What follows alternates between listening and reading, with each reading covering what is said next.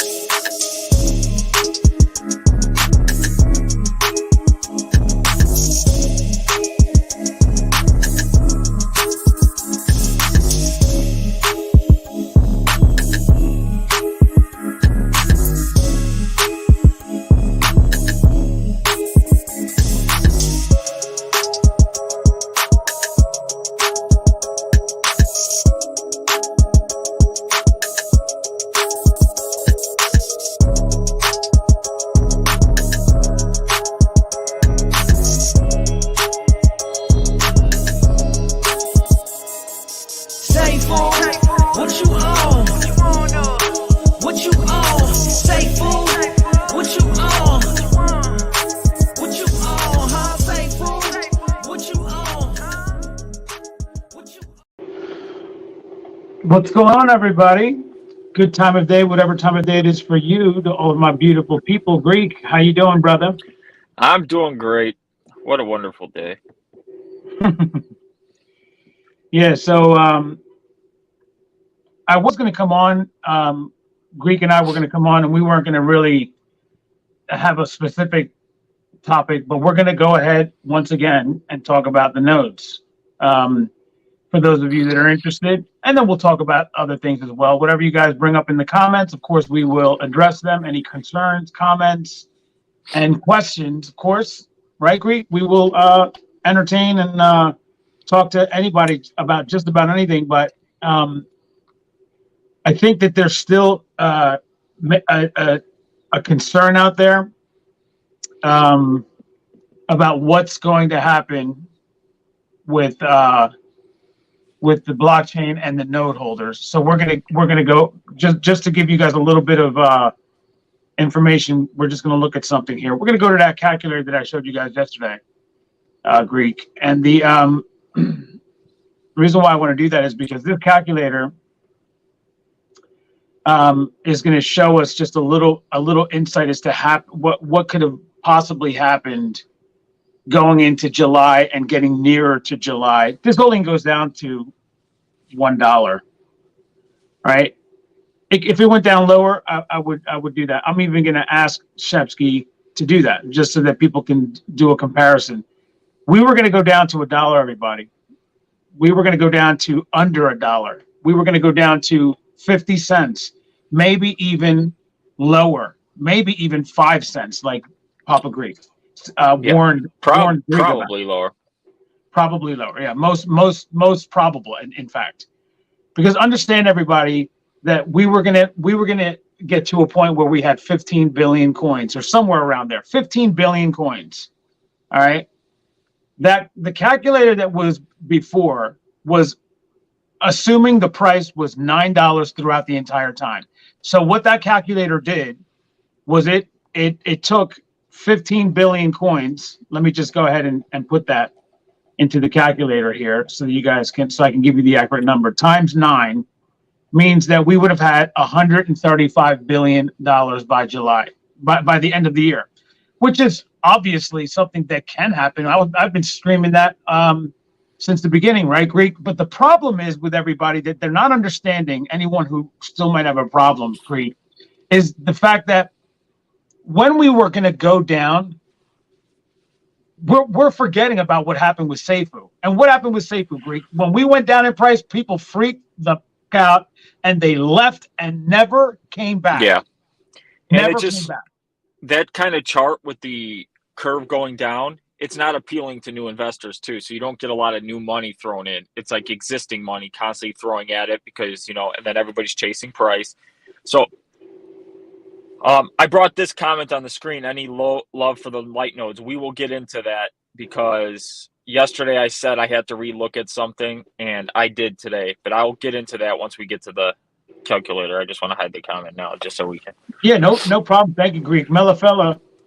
Actually, that's great news. The love that you're going to get. We have good news for node holders because of Greek once again coming up and doing some work on the calculator. But if you guys can see this, I'm gonna eliminate me and Greek for a second here, and I'm just going to show you guys something. Obviously, $10.37 is not bad, because you're still going to be making something like $37,000 if you were to do that.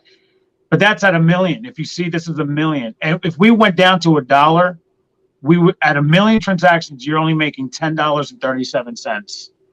Greek, that was what was going to happen. But we probably more than likely would be at 100,000 because people have left. They're not coming back. They feel that this is a failing blockchain, and the reason why is because, well, look where the price went to. It went down to $1 or less.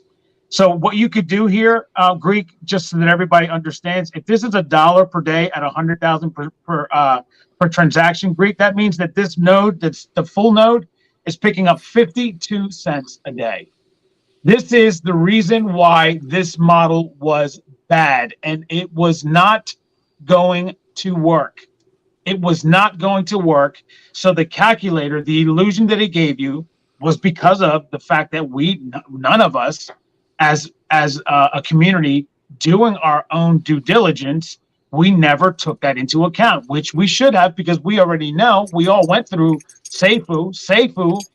The exact same thing happened to safuu. We weren't prepared for it as much because we none of us have ever experienced being a part of something like this, a rebasing blockchain. But now that we know, we could take what happened to safuu and just apply it to Vulcan, because we knew Exactly. how that was going to happen. The problem is that when that happens on a blockchain, I don't care how many I don't care how many projects would have been on there. Every month, the circulating supply was doubling, which means that the price was going down by half. If it were to never move, the market cap were to never move, we were going to go down by half in price every month that went by, which people were not going to be fond of, despite still holding the same amount of money in their wallet. And then what happens is people sell. And then when you have a big person sell, or multiple people sell, then other people sell. And then there's a panic, and then people start selling like crazy. And that's when you get to this $1 or even 1 cent. Now, if it got down to 1 cent, you're looking at 14 cents per day that the node is picking up. Now, is anybody excited about that, Greek, or would they rather it be like it is now, Greek, where even at 100,000, and we get to we stayed at 9, right, which is right there. Now we can at least have that $34,000, and this is bare minimum. Without any, we're not looking forward to anything else, Greek. We don't expect for this to go down in price. There's no rebase dragging us down. There's not going to be a big panic sell because of the price going down. All of that stuff is completely gone out the window. Much better model, much more sustainability. Now we're here, and in fact, instead of going down, we expect it to go up. Greek. Yes. This is a better model. And do you know what made me so happy with what you just showed right here? You didn't go and slide the calculator all the way up to the transaction. You started at 100,000, showing what bare minimums were. For once, Prado did a good bare minimum showing of what it can be. That makes me happy. Okay.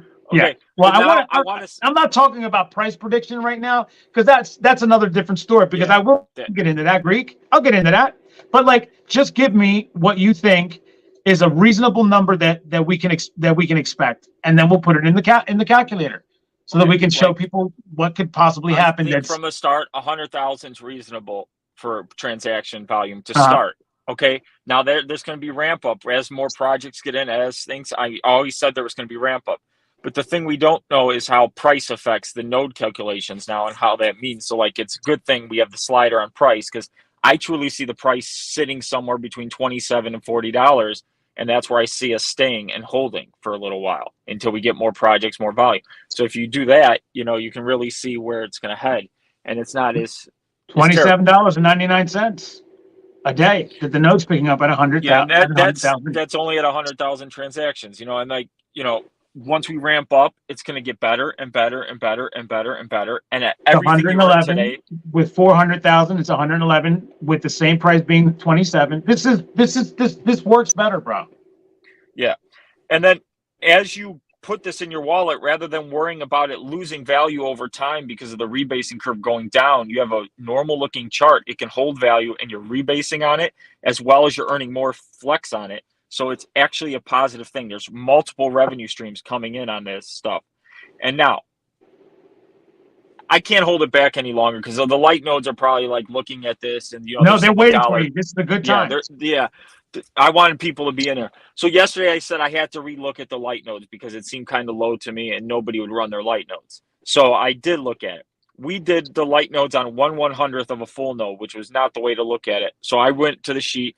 I took everything, how they broke it down, and then I'm did the calculations. Right now, the way that calculator is showing is per million transactions, light nodes are earning 93 cents per million transactions.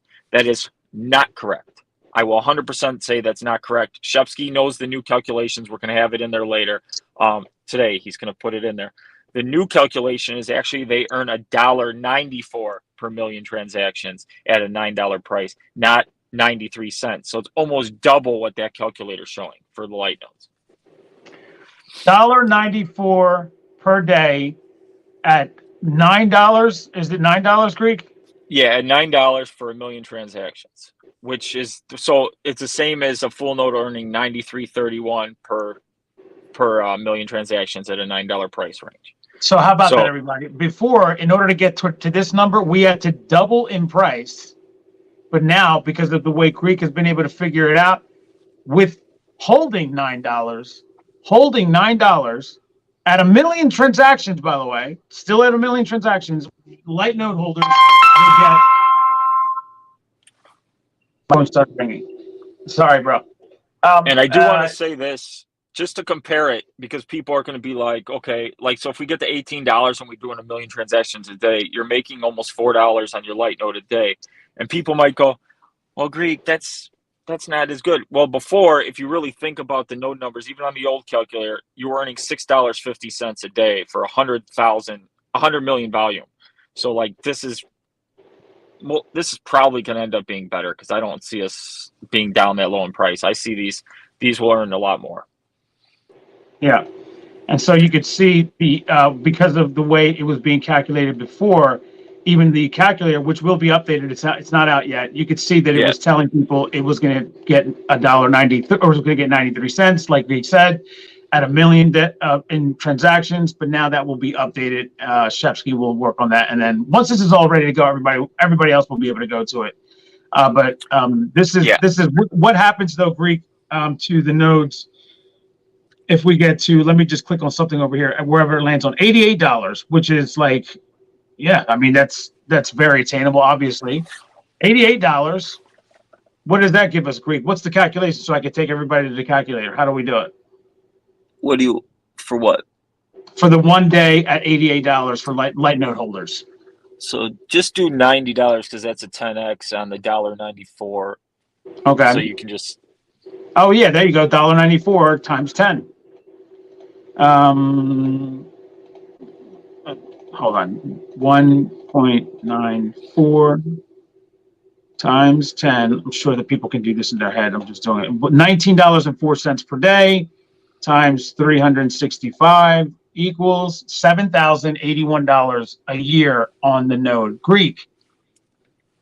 Does that not sound absolutely fantastic on something that you bought for a mere $360? $360.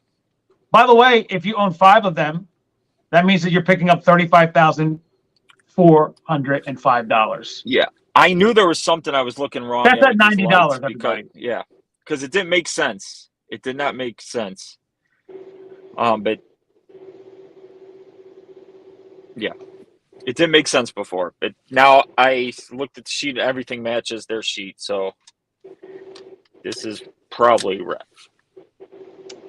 So now let's have some fun. Just 1 million Greek.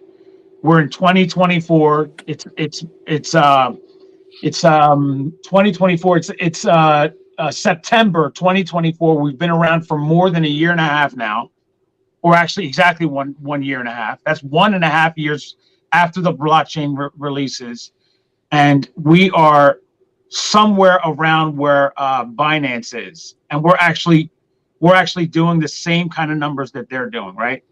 So, by the way, everybody, this calculator, when you slide on it, it's hard to get it right on the number. But what you do is when you get near it, you stop and you use your left and right arrows, okay?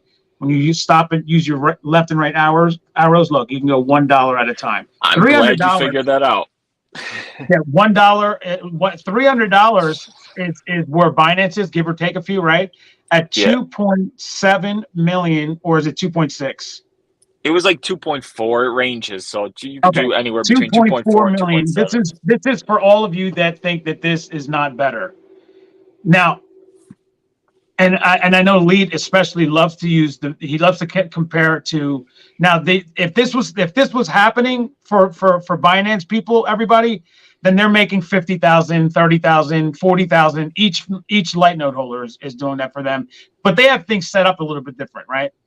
Yeah, there's only 21 of Like, them, but as full node holders, you're looking at $7,464, and we're only at $300, and we have the same. Like, we're basically rivaling Binance at this point in 2024, September 2024. I'm just picking that out randomly. I'm not saying that this is going to happen, everybody. Yeah. So please don't go into the comments like, "How do you know?" Like, I don't know. This and is one just thing me I want guessing. to stress too is when we show these Binance numbers, this is bear market Binance numbers. So like when we look at, we can't even do bull market Binance numbers because they were 7.7 between 7 and 8 million transactions a day, and they were holding a price of $600. So that's bull market stuff. But this is just to show you what like If it goes possibilities to are in the future.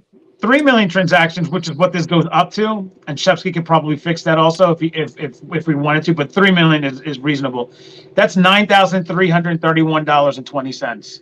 At $300, you know, and like obviously this still looks fantastic. The lower you go at $109, you're still getting 390 over here at $48, you're still getting 1,492. But if you went the other way and you went all the way to $750, because you know why not? What's wrong with getting to that price?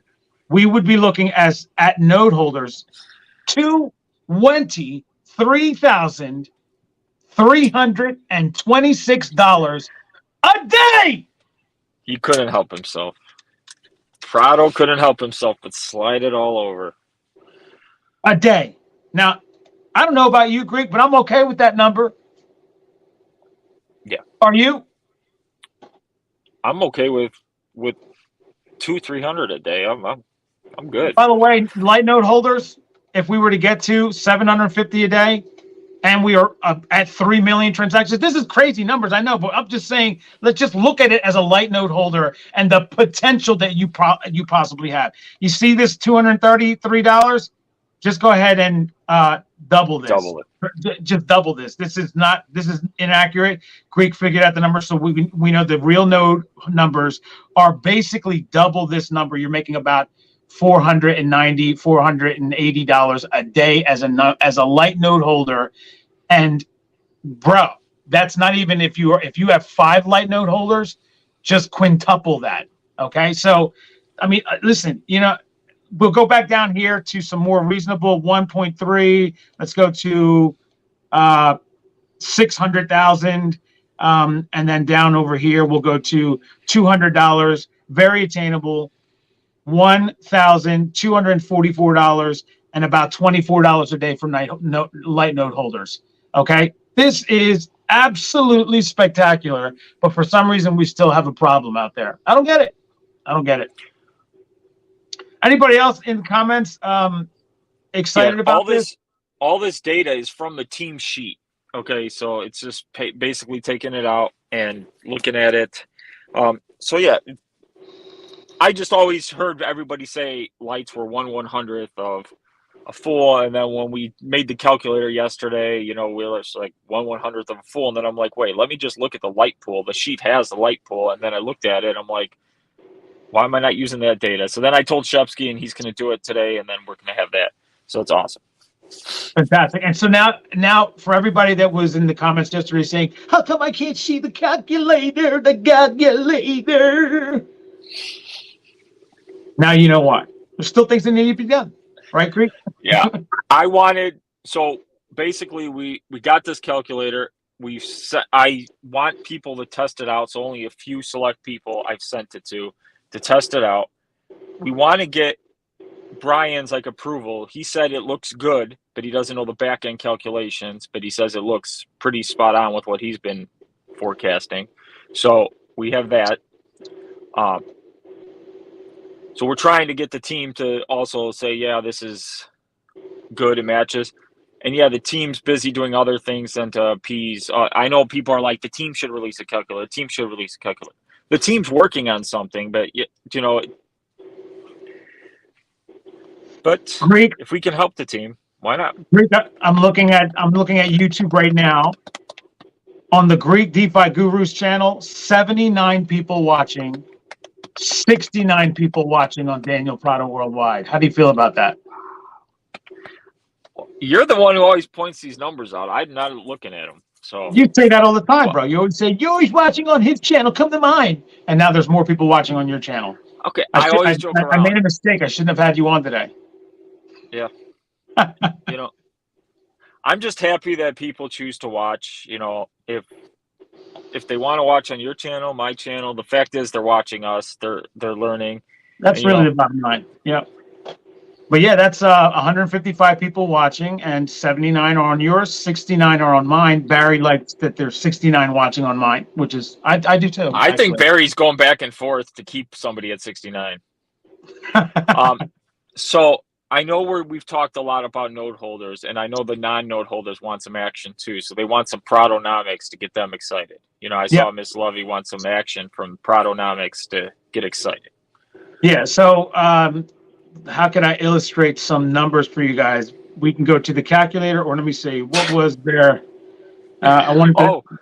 If you guys didn't watch yesterday, Prado's got a surprise when he brings up the calculator. So the regular calculator, not the node. Oh calculator. yeah, that's right. That's right. So we got to bring it up for everybody to see the surprise that Prado's got in store for us, because I know we only had 100 viewers is yesterday. gonna love it. This is the new style. Make way for the leaders of the new school. Look at this, everybody. How about that? He figured out dark mode, so we got excited. With the help of Greek and everybody on the live yesterday who couldn't stand it. They were wearing sunglasses watching the show, but you know, today they don't have to. Now we have the dark mode, everybody. How about that?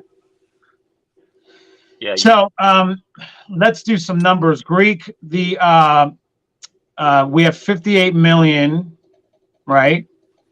And so what happens if we go to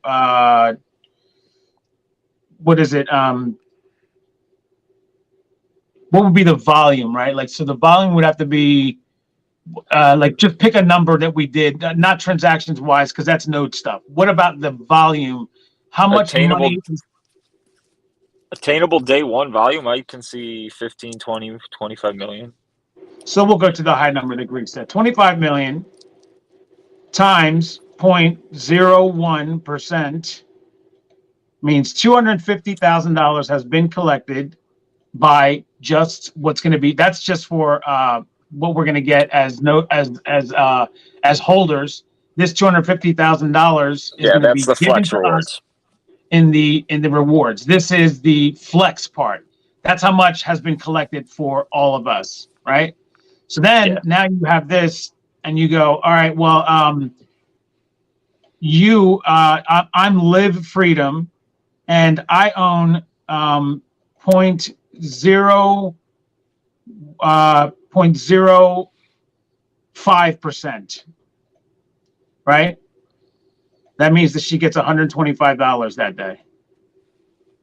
Isn't that fantastic? How about that, everybody? Yeah. $125. And if you want to look at that, because what was the price? Let's just say the price is still 9. That's 13 Vulcan per day. Now, why is that exciting? Because if she owns, let's take a look at what that is. If she owns 0.05, that means that she has 29,000 of them, right? Is that what it is, Greek? Times 0.0012 equals 34. She is actually picking up. Is that the same number? I just want to make sure. Yeah, so she's picking up 34.8 just on her rebasing at that. If that's what her bag size is. Right. And so then an additional 8 just in flex alone, which is crazy. Like that you can she's picking up an additional 13.8. 13.8. That's it. Yeah. 13.8, so that's which is this one over here. It just shows the power of the flex, and that's not even at a crazy amount of volume when you're looking at flex and all this. So that I just want to show you. And yes, this is a bigger bag size. You know, what we showed in this example, but you know, a lot of people have been speculating on everybody selling at launch. And then somebody pointed it out today in the Vulcan Discord. I know you pointed it out to me too with your light mode. So it was really bright in my face when you texted me this. Some of these bigger wallets, you're talking about them selling for like what they have, and this is my point why they won't sell right away, is with this flex, and it's game changing. If we did 1 million in volume, that number one wallet would be earning 72K a day just in flex rewards. Yeah.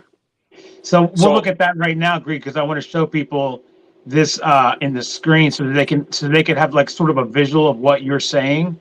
And then you can go over it while I have this screenshot up, if you don't mind. This is from a guy that's named Chevy over in the Discord. Brought this to my attention. I said, "Bro, I'm going to give you credit, but I'm going to steal this from using it on the show." But Greek, this is it. Go ahead with this. What he's saying here. Do you want me to read it, or can you read it? You have to read it because I'm on my phone. Chevy says Flex will be paying out some serious bank. That's why I feel as though the top holders will hold in order to maintain their ranking on the leaderboard. There's an example of the number one wallet. Remember, the Flex is based on volume alone. For this example, the holder has around 1.8 million Vulcan, valued at around $16.4 million. Sure, looks tempting to sell, right? Wrong.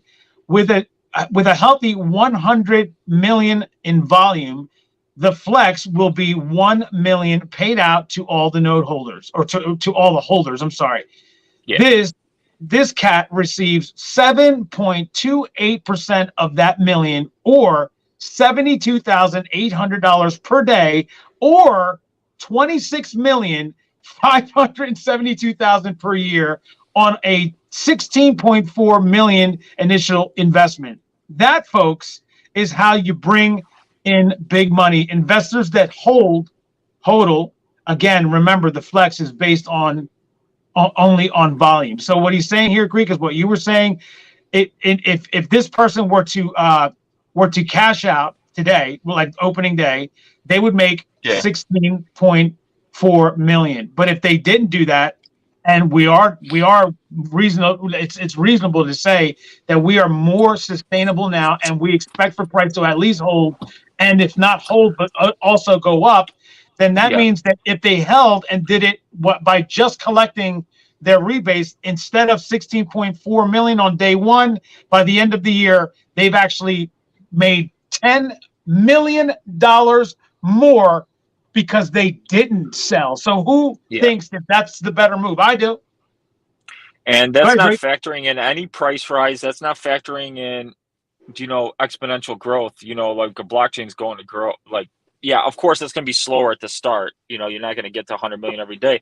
But towards the end of the year, when you start getting into the bull market, see, this is why I assume I wouldn't. If you truly believe in the project, the blockchain, you truly believe in everything, this is why holding is a great play. Yeah. And he could sell that 72,000 daily and still earn that the next day. That's what's great about it. Still keep his bag. So it's like it's a never-ending money stream for these people. That's why, when we talk about, like, everybody asks, should I sell my whole bag day one? And this is why I've always said, maybe not, because with this Flex, and it's not capped. Like, could you imagine, like, we haven't even done Flex calculations on $1 billion in volume because I don't want to even show that. Like, it's 10 times what this calculation is. This guy can earn 72 times 10. But he could earn $7.2 million. 720,000 is what he would make. So 720,000 a day. Everybody, a day. If we were to do $1 billion in volume that day, and I know everybody's like, we might not hit that, anytime soon. That's fine, but that's crazy to think that this is what this could bring in. So it's like you sell your bag, you're giving up on future returns too. This just one of my thoughts. And when I saw that, I was like, I've never even harped on that because everybody assumes everybody's going to sell, but this is a great thing that we have going on when it's uncapped. And it doesn't add to circulation. That's the greatest thing about this, too. He's earning that 72K a day without adding to our circulating supply. Yeah. Okay. So, Tartan Madman, thank you for the super chat. Anybody who wants to get on first, go ahead with the super chat. It helps out both channels, if you don't mind. There's also, he says, how much would I make per day on a Vulcan and Flex with my $80,000 worth of Vulcan? Let's take a look and see together over there at the calculator. And we're doing that because we can, and there it is right here. So he has $80,000, everybody, which equates to 8,888 Vulcan Perfect. right now. So if we were to do 100 million in volume, that means that 1 million was collected. And so this would be, if we would divide this by 5, which is it's 5%, right? So then 200,000 of this dollar wise is going to all of us as a flex, right? So now this 200,000, depending on what you Yeah, have. I got his percentage. Yeah, I got his what is it? percentage. It's 50. I'm sorry. What is? It's 200,000. Well, no, this is divided by. This would be divided by 25. No, it's divided by 25 million. 25 million. That's right. I'm sorry. Thank you for that. Because the treasury's not counted in that. Yeah, that's right. So this is what you're looking at as far as a percentage, which is 0.03%, which is a good amount. That's a good amount. 0.035. So we're gonna copy this entire percentage, and if we did 200,000 times, is this going to copy? it should. Yeah. You're getting $71.04 divided by, assuming the price is 9, you're getting 7.9 Vulcan per day. And what volume was this at? This was at 100 million in volume. So this Okay. is so the whole protocol collected $1 million in fiat, in money, like not 1 million Vulcan. Okay, I just didn't hear. And Matt Eves, I see your question. It's 3780 vol per full node that you get upon mainnet launch. 1,050 staked. The rest can be pulled out. So that's what it is. So this right here, Or is it man, 30? if you multiply that by 9, 37.60. $71 per day that you're getting just from the flex. If you did your amount that you have, you just multiply that by 0.12%, and you're getting 10 plus the 7.9 equals 18.5656 Vulcan per day times 9 equals $167 a day to start, that you're making with the rebase and the claim. You're making $167 a day. And then if you multiply that by 365 days, because it never goes up, it doesn't compound, it doesn't do anything, you're looking at $60,987.99 a year. And that does not include the compounding effect that it's going to have and everything else, right? Jeez. How about It gets that? really exciting when you. It gets really exciting when you look at it like that, because it's compounding too, and then it's just amazing. Let's get into some Protonomics though, Greek. Let's get into some Protonomics. Okay. We have 3,888, right? What were the calculations that we did? Maybe I can just bring them up again. So this is how much you're bringing in. If I can get it to click, because it's like you have to click on it a certain way. There it is. So this is how much you're rebasing, right, per day, Tartan Madman. But now the price is not $9; it's $175. You're making $1,866.48. Is that like unattainable? Is it unbelievable to get to $175? Absolutely not. No, When you it's get not. to Do you know what's funny? That's how much you're making in one day, right, Greek? This is why I love Protonomics. He goes from $9 and he goes, well, what if the price is $175? He doesn't go, no, what if the price is $27? What if the price is $40? Nope, let's go. No, let's go through the high numbers. People like to see the possibilities. We already know what it's going to be at $27. So this is where it gets really who cares about exciting. That? I want to see the big it numbers. Gets really Don't exciting. you? Yeah. Say again? And this is where it gets really exciting, when you look at it like this and what price, and now the price is not like, we don't have to worry about the price. Oh, we're doubling our circulating supply every month, and what's the price going to be at? When am I in profit? Now profit and price align pretty much on the dot. So you know if the price is going up, you're making money. It's like acting like every other coin except you're rebasing at the same time as being deflationary. It's crazy. Samantha, go ahead and put your number in there, and anybody else, I wanted to do some calculations for you. 26.4 Vulcan per day at 22,000 is what you're getting just from the That's a good amount. rebate. All right. If we were to go to, like Greek said, you know, a lower number, we go to $29. You're making $765 a day just from the rebase. Everybody, who doesn't like that? And by the way, this rebase that you're getting, who gives a shit about it, right? Like it's not making the supply go higher.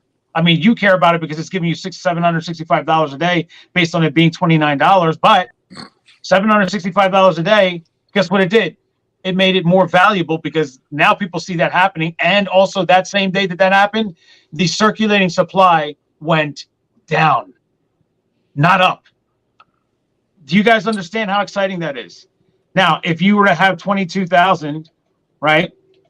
And we divide that by 25 million, which is what you have 0.08, right?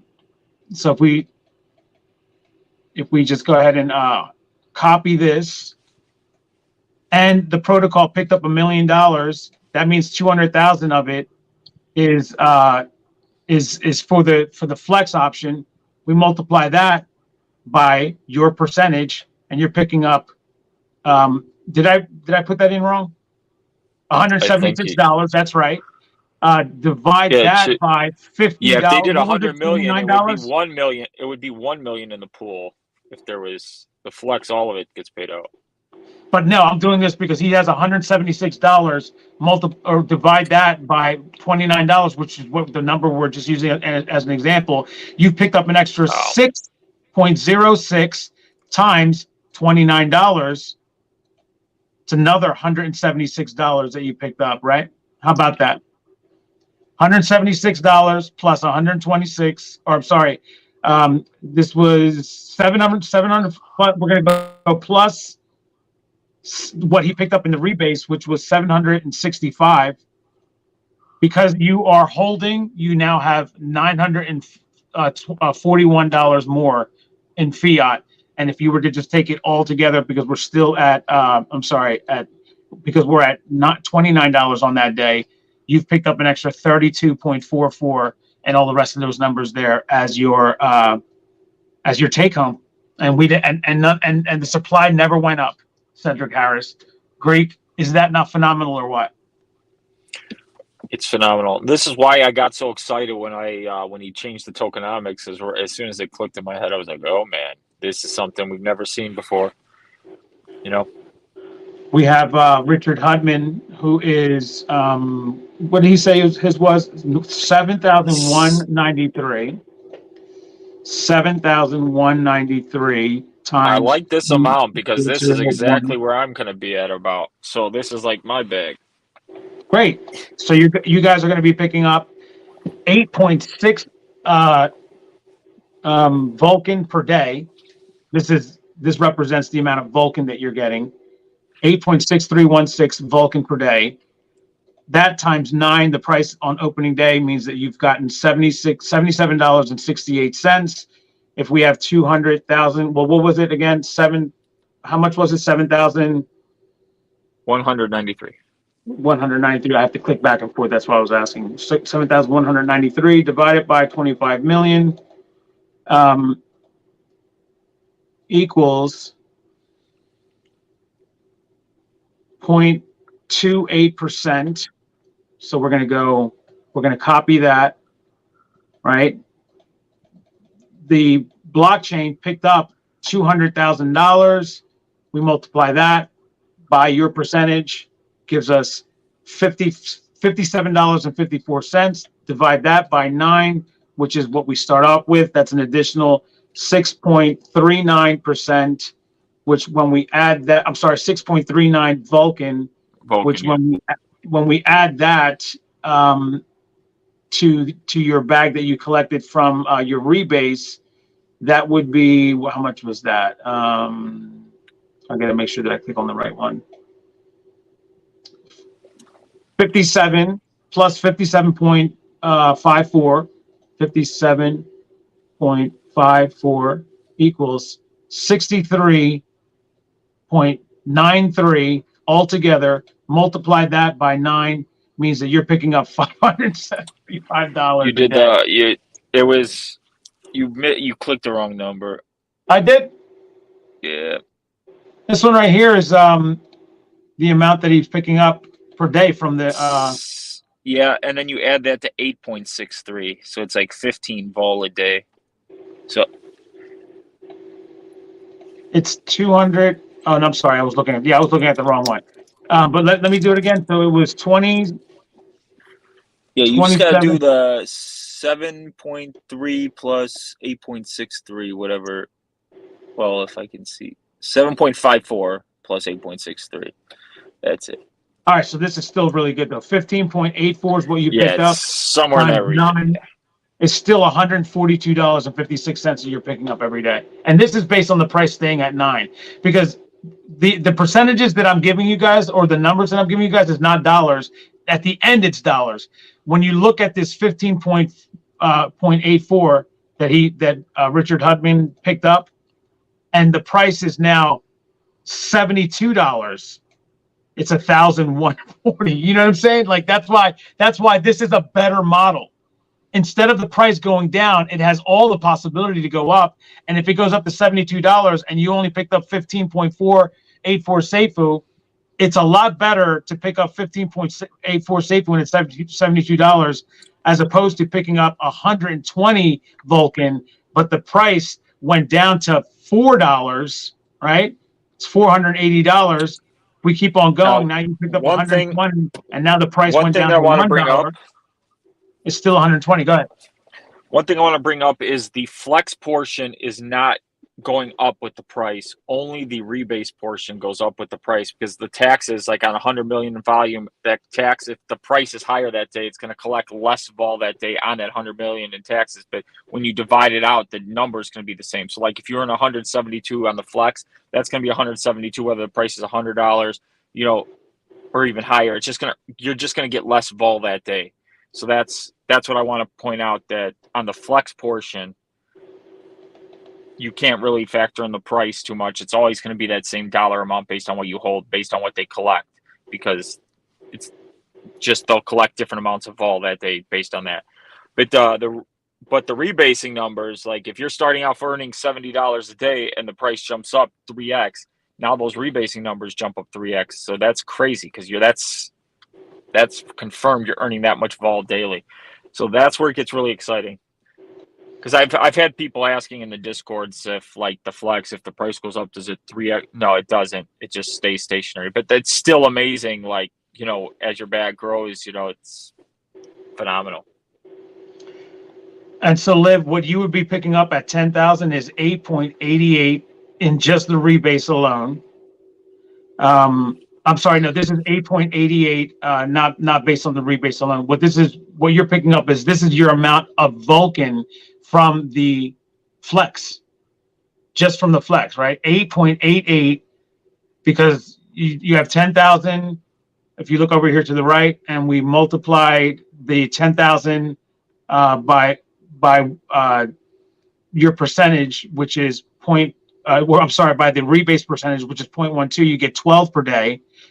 But then if you take your 10,000 right here and you divide that by 225 million, 25, yeah. your percentage is 0.04. Your 0.04 multiplied by the 200,000 gives us 80.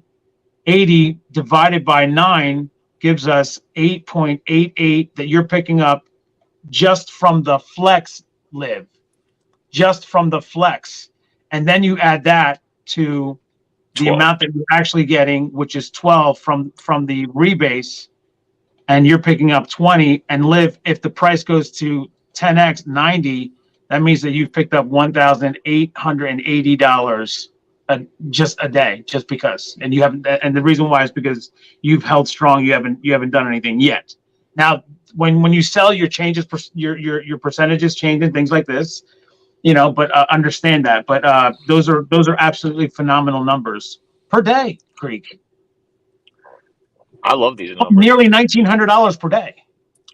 We're talking, okay, like this is why I always said when the node stuff was going on, like node holders versus not node holders, the fact is every single person, regardless of what you have, has a chance to make serious passive income daily while being in a deflationary blockchain with projects building on it, and it can act and go up. It's just phenomenal. It's like, this is amazing for every single person. It sure is. OBZ says if people can wrap their heads around this, which it shouldn't be hard to do, we almost have every possible angle to pump the money back into the coin and not inflate at all. In fact, it's never going to inflate. I already can tell you that just based on the numbers. We're going to be burning more than we are rebasing. Hands down. It just is what it is. I mean, so we are going nothing but down. It's never going to go past 58 million.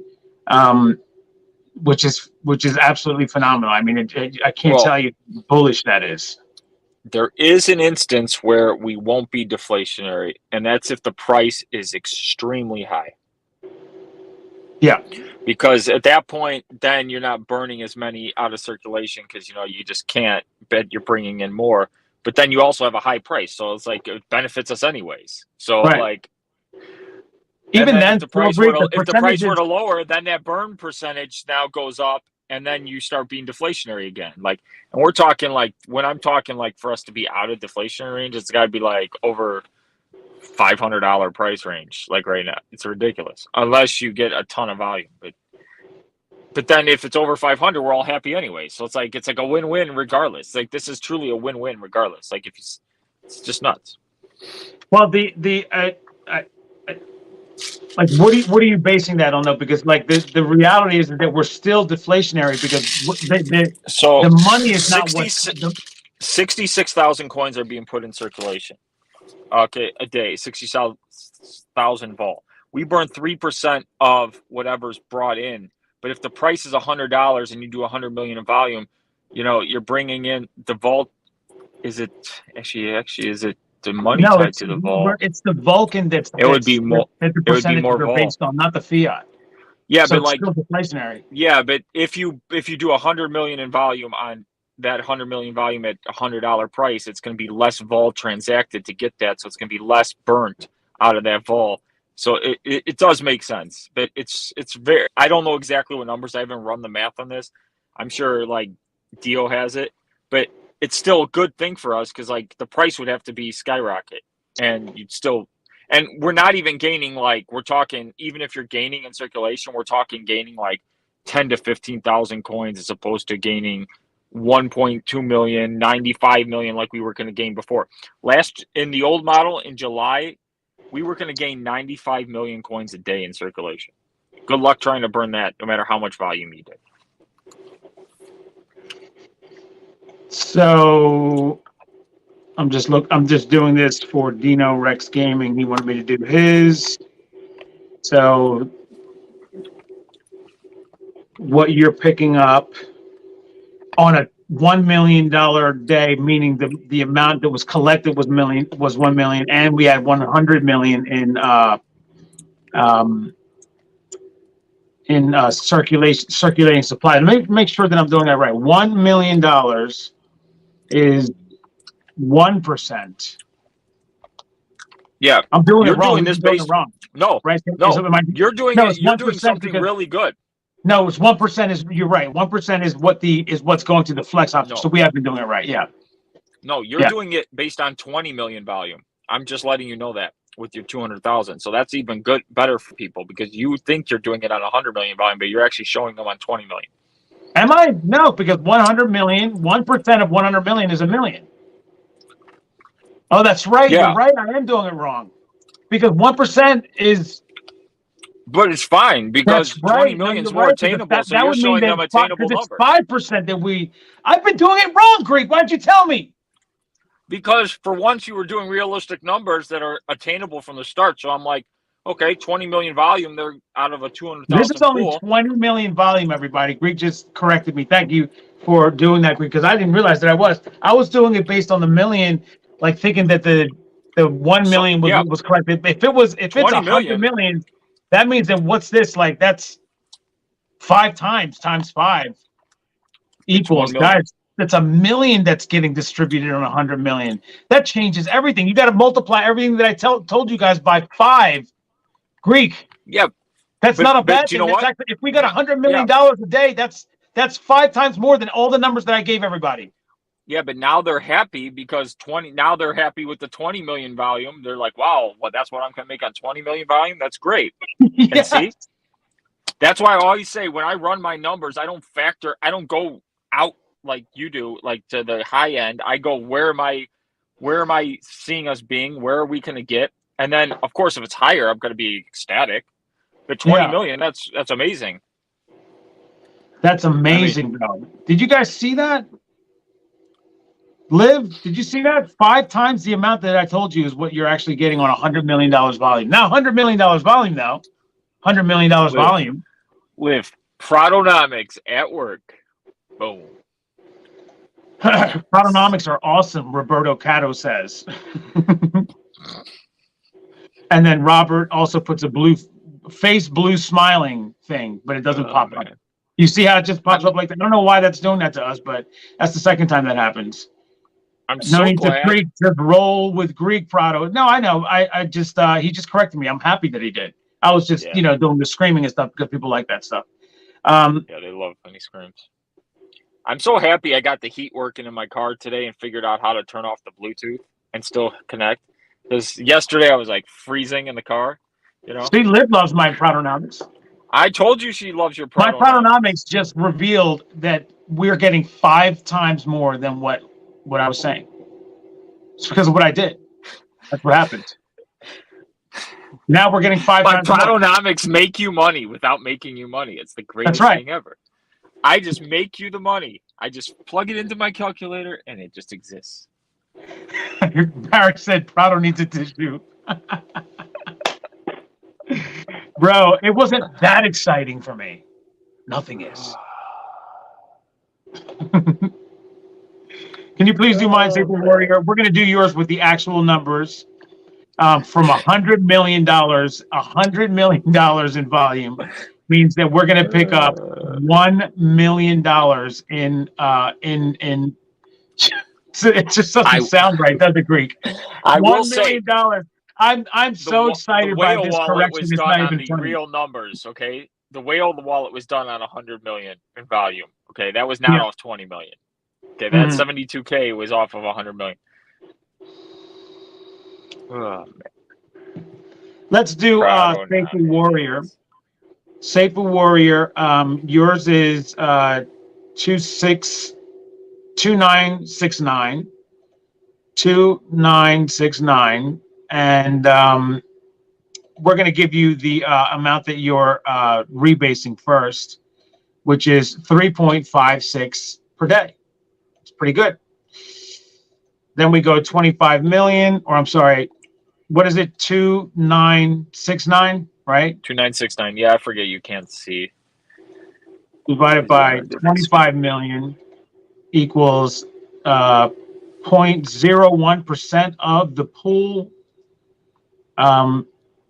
If we were to take the now $1 million that was collected because we were at 100 million that day, and we multiply that by your percentage, you're getting $118.76. Assuming the price is $9, you'd have an additional 13.19 Vulcan that have came in, and then if we add to that the amount that you get, which is 3.56, means that you get on that day 16.75 Vulcan. Multiplying that by an assumption of $9 means that you're making $150.80. And for someone, if we're at $100 million, everybody, for someone who has 2,969 Vulcan, that's a really nice payday. And that's at $100 million. If we did go to the 20 million, we just divide that by 5, and you're making $30.16 if we have $20 million, right? And then we divide that by 9, and you're getting altogether 3.35 Vulcan per day. at $20 million in volume. How about that, everybody? You guys excited about that? Barry McCoskiner, this comment made me laugh so much. If you do 100 Vulcan, we can easily scale up the math. I don't know why does that make you laugh. I don't get it. Because rather than plugging in everybody, you love plugging in everybody's numbers into you love plugging. Yeah, but that's part of the show. People like to see that. We can't just do it like that. Yeah, 100 Vulcan. Nobody has 100. I just like it because if you do 100, then you can be like, oh, my bag's 1,000. I just 10x that number. I just do. It's just easy. Yeah, yeah, but it's not as interesting to see. People love watching Prado do the calculator. I think people tune in for that every day. Not every day, but we have a lot of people watching now, nearly 200 people, and still Greek in the lead, everybody, 94 to 81. This is not good for my channel. This is the first time Greek has more viewers than me ever in the live, ever. Yesterday, we were neck and neck. Still, I had a few more. Now today, you're going to have far more than me, which is not fair. Yeah, but you're going to go on for another hour right now after I leave you, and then everybody's going to just tune into your channel. Yeah. I'm not going to go on for another hour, maybe 2 hours more. I'm not going to go on for. I'll go on for a little bit more. We'll see how long it takes. But I need my numbers. But anyways, congratulate Greek on winning the numbers today. He for the first time has beaten me in a live viewership race. Congratulations, Greek.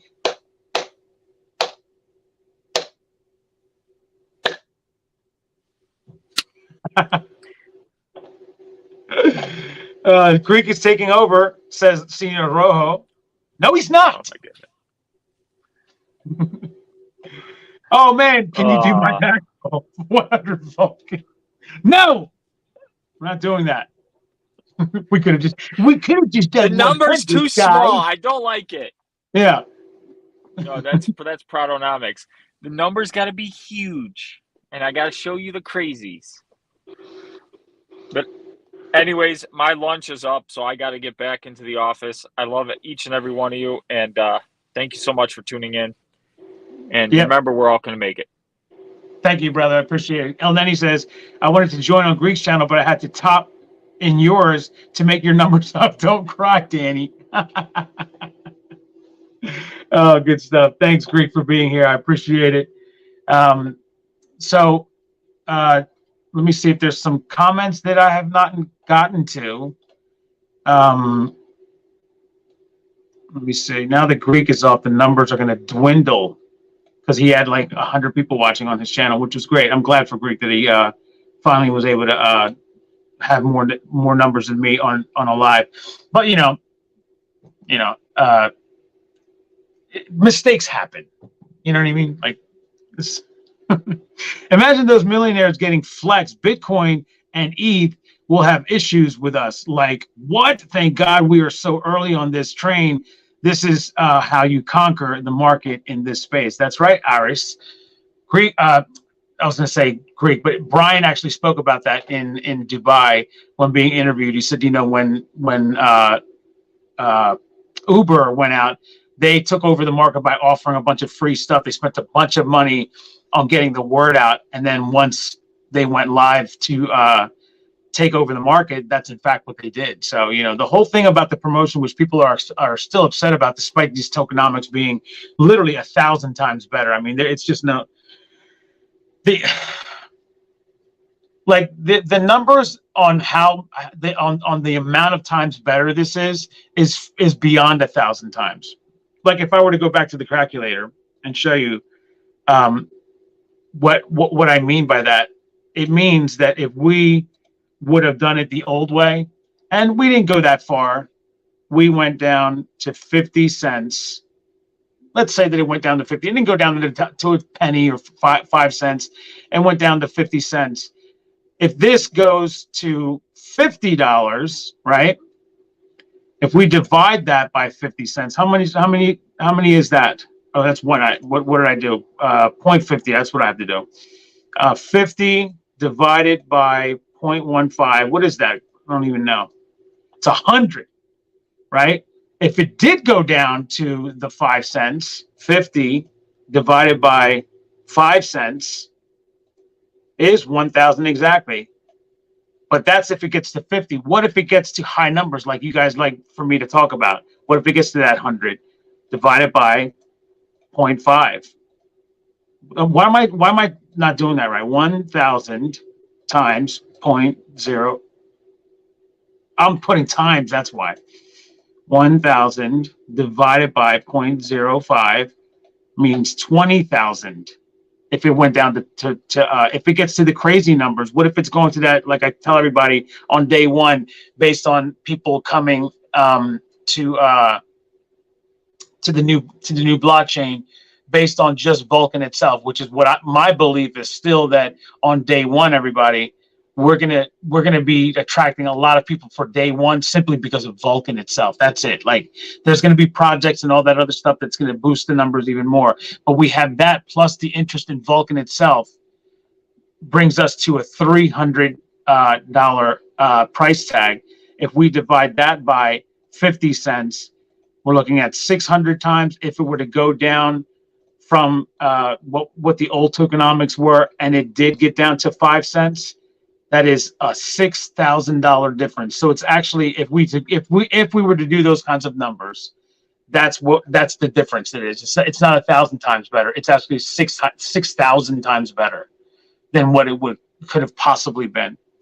I mean, imagine that. Imagine, what if we get to 300 on day one? What if that happens? Aren't you guys going to go freaking nuts? There's going to be some people that sell their entire bag, and I just feel bad about that, because we just showed you at the top of this broadcast, me and Greek, when I showed you that guy's post, and how it those millionaires could actually, based on $16 million that the Vulcan that they have is worth on day one, $16 million. If they sold their entire bag, then they lose.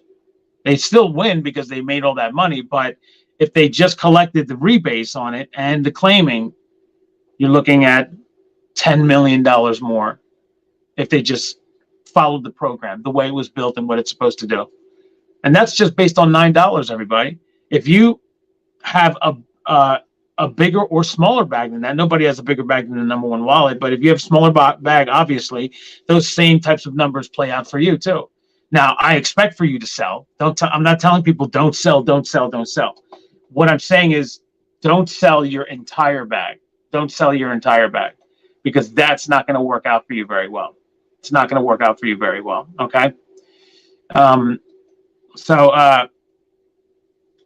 I don't want anybody to make that mistake, because then you're going to end up losing. And why would you do that? You know what I mean?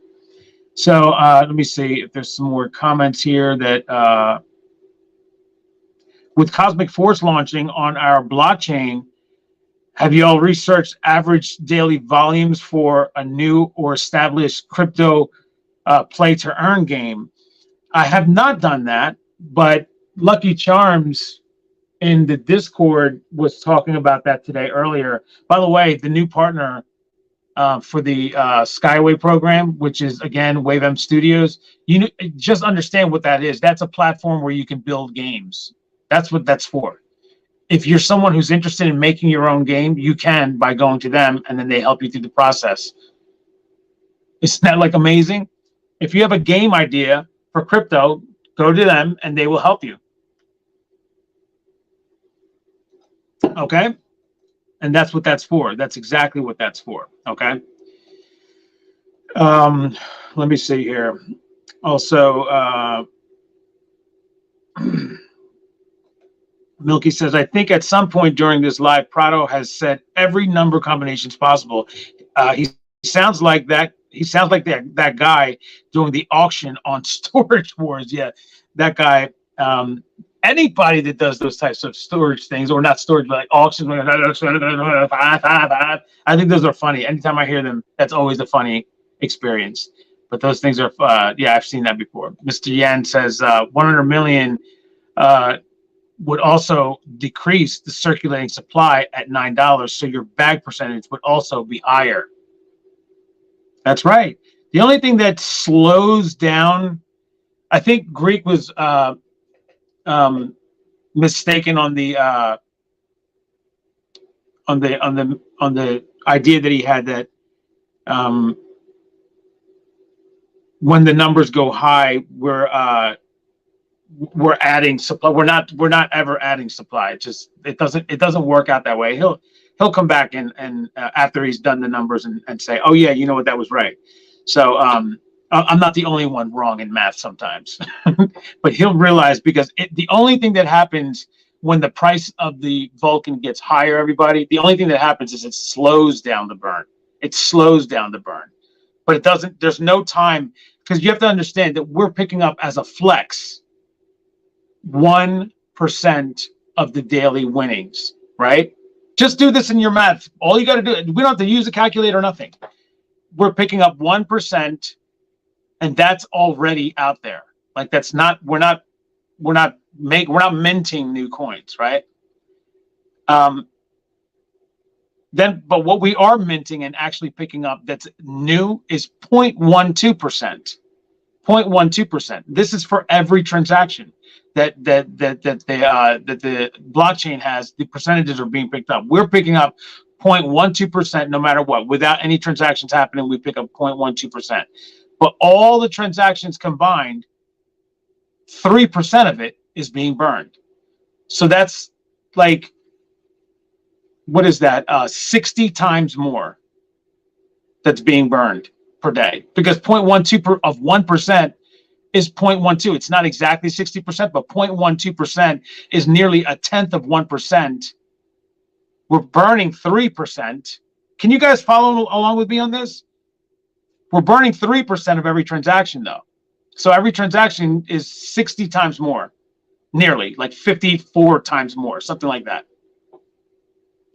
Right? Isn't it 54 times more? So 54 times more is being burned, and we're only picking up 0.12%. Now, yes, we're picking up from the flex, but that's not adding to the circulating supply. So can you guys understand how no matter what, we're not increasing ever? So Greek will correct that, and then he'll come on and apologize to all of you. Okay. 57,000 Vulcans for Azul. Hendrik Rivera says Prado's calculator people give more hope and keeps them happy. That's true. That's part of the reason why I do it too, Hendrik, because I want people to, but I also want Hendrik for people to see what can actually possibly happen nowadays.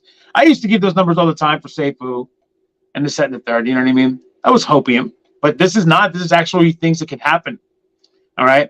Until we get more news about Vulcan and have mainnet, all we can do is hope, and whatever and what a better way to wait and hope with great numbers. Yes. Well, that's all we're doing here when we talk on these channels, on mine and Greeks and anybody else's, Pride, Chalk, everybody. We're only talking about what we can possibly happen, what could possibly happen. But nothing that I've said to you, which, people have named it Tokenomics. None of the things that I've ever said when I talk about Tokenomics never has been just like outlandish numbers. Like I told you guys when I'll take you back over to the new calculator that Shepsky made. Shout out to Shepsky once again. If we were to go back to that, this is not outrageous right here. Like if I were to go to $300, this is not outrageous. 1, 2, 3, 4, 5, and then 2.4 million per day. That is happening right now on Ethereum, on Binance. There's other ones that are having, a million, 1.7, 400,000. All of that stuff is happening today. This is not something that I'm making up just to make us look better. Everybody else is doing, 100,000 per day, but I'm saying we're going to do 2.4 million. That's not what I'm saying. Like, this is happening to others. Others are doing this. Why not us, right? If others can do 1.8 million and reach $300, so can we. Why on earth wouldn't we? So that's the reason why I do it, because it's real. It's out there. It's actually happening. If it's actually happening, then why on earth would we not? compared to what could actually be, because it's already there. We're doing it. Other people are doing it. And so when I show these numbers, it would be also different for me to be showing you these numbers. And we had tokenomics that were built so that there's no way that that could possibly happen. When we were going to be rebasing, and that has now since stopped, when we were going to be rebasing, I went over and over and over again with you guys. First of all, I said, I take away the $1,500 to $1,000. Looks like we're going to have 110 million on opening day. So there's no way that we're going to be able to get to that number, because that would put us at an astronomical amount for market cap. I came off those numbers, right? It was supposed to be different. I thought it was going to be different. It turned out the way that it was going to be playing out was we were not, it was just not going to work out that way. So I doubted very much that on opening day because of 110 million. But then I told you we were going to have 220 the next month, 440 the next month, million I'm talking about, 880 million the third month, right? This was going to be nothing but going up, up, up. Then we were going to get to 1 billion, 2 billion, 4 billion, 8 billion. You know what I mean? That's what was going to happen. And so I told you guys, understand that when we get down to that side of the curve, it's going to be lower numbers. So I was on point in making sure you guys understood that. That's all changed now. That none of that is going to happen. None of that is going to happen. In fact, we're starting off with far less, 58 million, right? Nearly half of what we were supposed to start off with at 110. Nearly half. 116 would have been it. 116 would be exactly double, but 110 million, 116 million, it's a few off. We're started with nearly half less. And then on that day that we begin, we're going down in circulating supply. So because of all of that that's happening, Binance, they're still working on trying to get their supply down. They still had somewhere in the neighborhood of 140 million. When they get down, they're going to only go down to 100 million. That's what their goal is. What we're going to do when we get down to 99.9% burned of the total supply, of the maximum supply. I'm sorry, the maximum supply being 3.75 billion, or 300. What is this? 375 billion. 375 billion. 99% of that, 99.9% of that burned is 37,500,000. That's some years down the road. But understand that between 37,500,000 and the top of the amount that we have in circulating supply is right now 58 million and change, whatever the amount is after. That's the top. We're going down from there. And so if Ethereum can get to nearly $5,000, took them some years to do that. Why on earth would anybody here think that that's not going to happen and that it's just hopium? This is the first blockchain of its kind. This is the one that's going to give you something just simply for being an investor. It gives you money just because you are there. Nobody else is doing that. They did it so ingeniously that it actually doesn't even cost them any money. It doesn't make anything go down in price because of the inflation of it.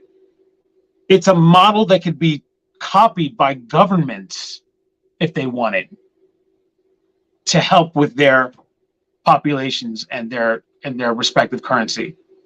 This is something that's gigantic, that's actually happening, and we're all part of it at the very beginning. If we start off with this amount and we're on our way down, and Binance and others have gotten to astronomical numbers, why can't we? That's the reason why I do those numbers, because it's not why can't we, it's actually we can and we will. Imagine, everybody, if we have 100 projects. Is that outrageous? If we have 100 projects, is that an outrageous number? There's thousands on the Binance smart chain, thousands on the Ethereum's chain, and hundreds and tens of others on the other blockchains, and they're pulling in volume wise tens of millions, if not hundreds of millions, if not billions of dollars in volume every day. Why on earth can't we do that? We're the only ones that are going to be actually taking care of our holders in a way that you can see and actually benefit from.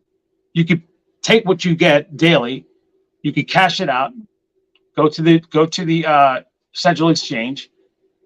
You could use that money every day, and it doesn't affect the blockchain at all. Whereas before, yes, it would have affected the blockchain every day. Every day we would have had millions and millions of more tokens. Like, let's just pretend that we had 1 billion tokens or 1 billion coins.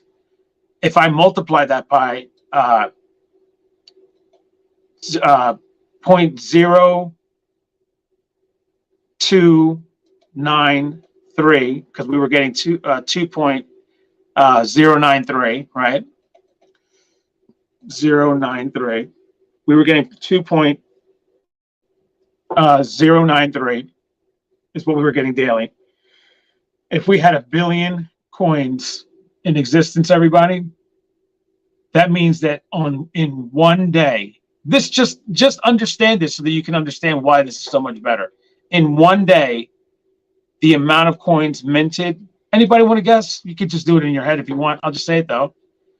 20,930,000 coins when we got to 1 billion.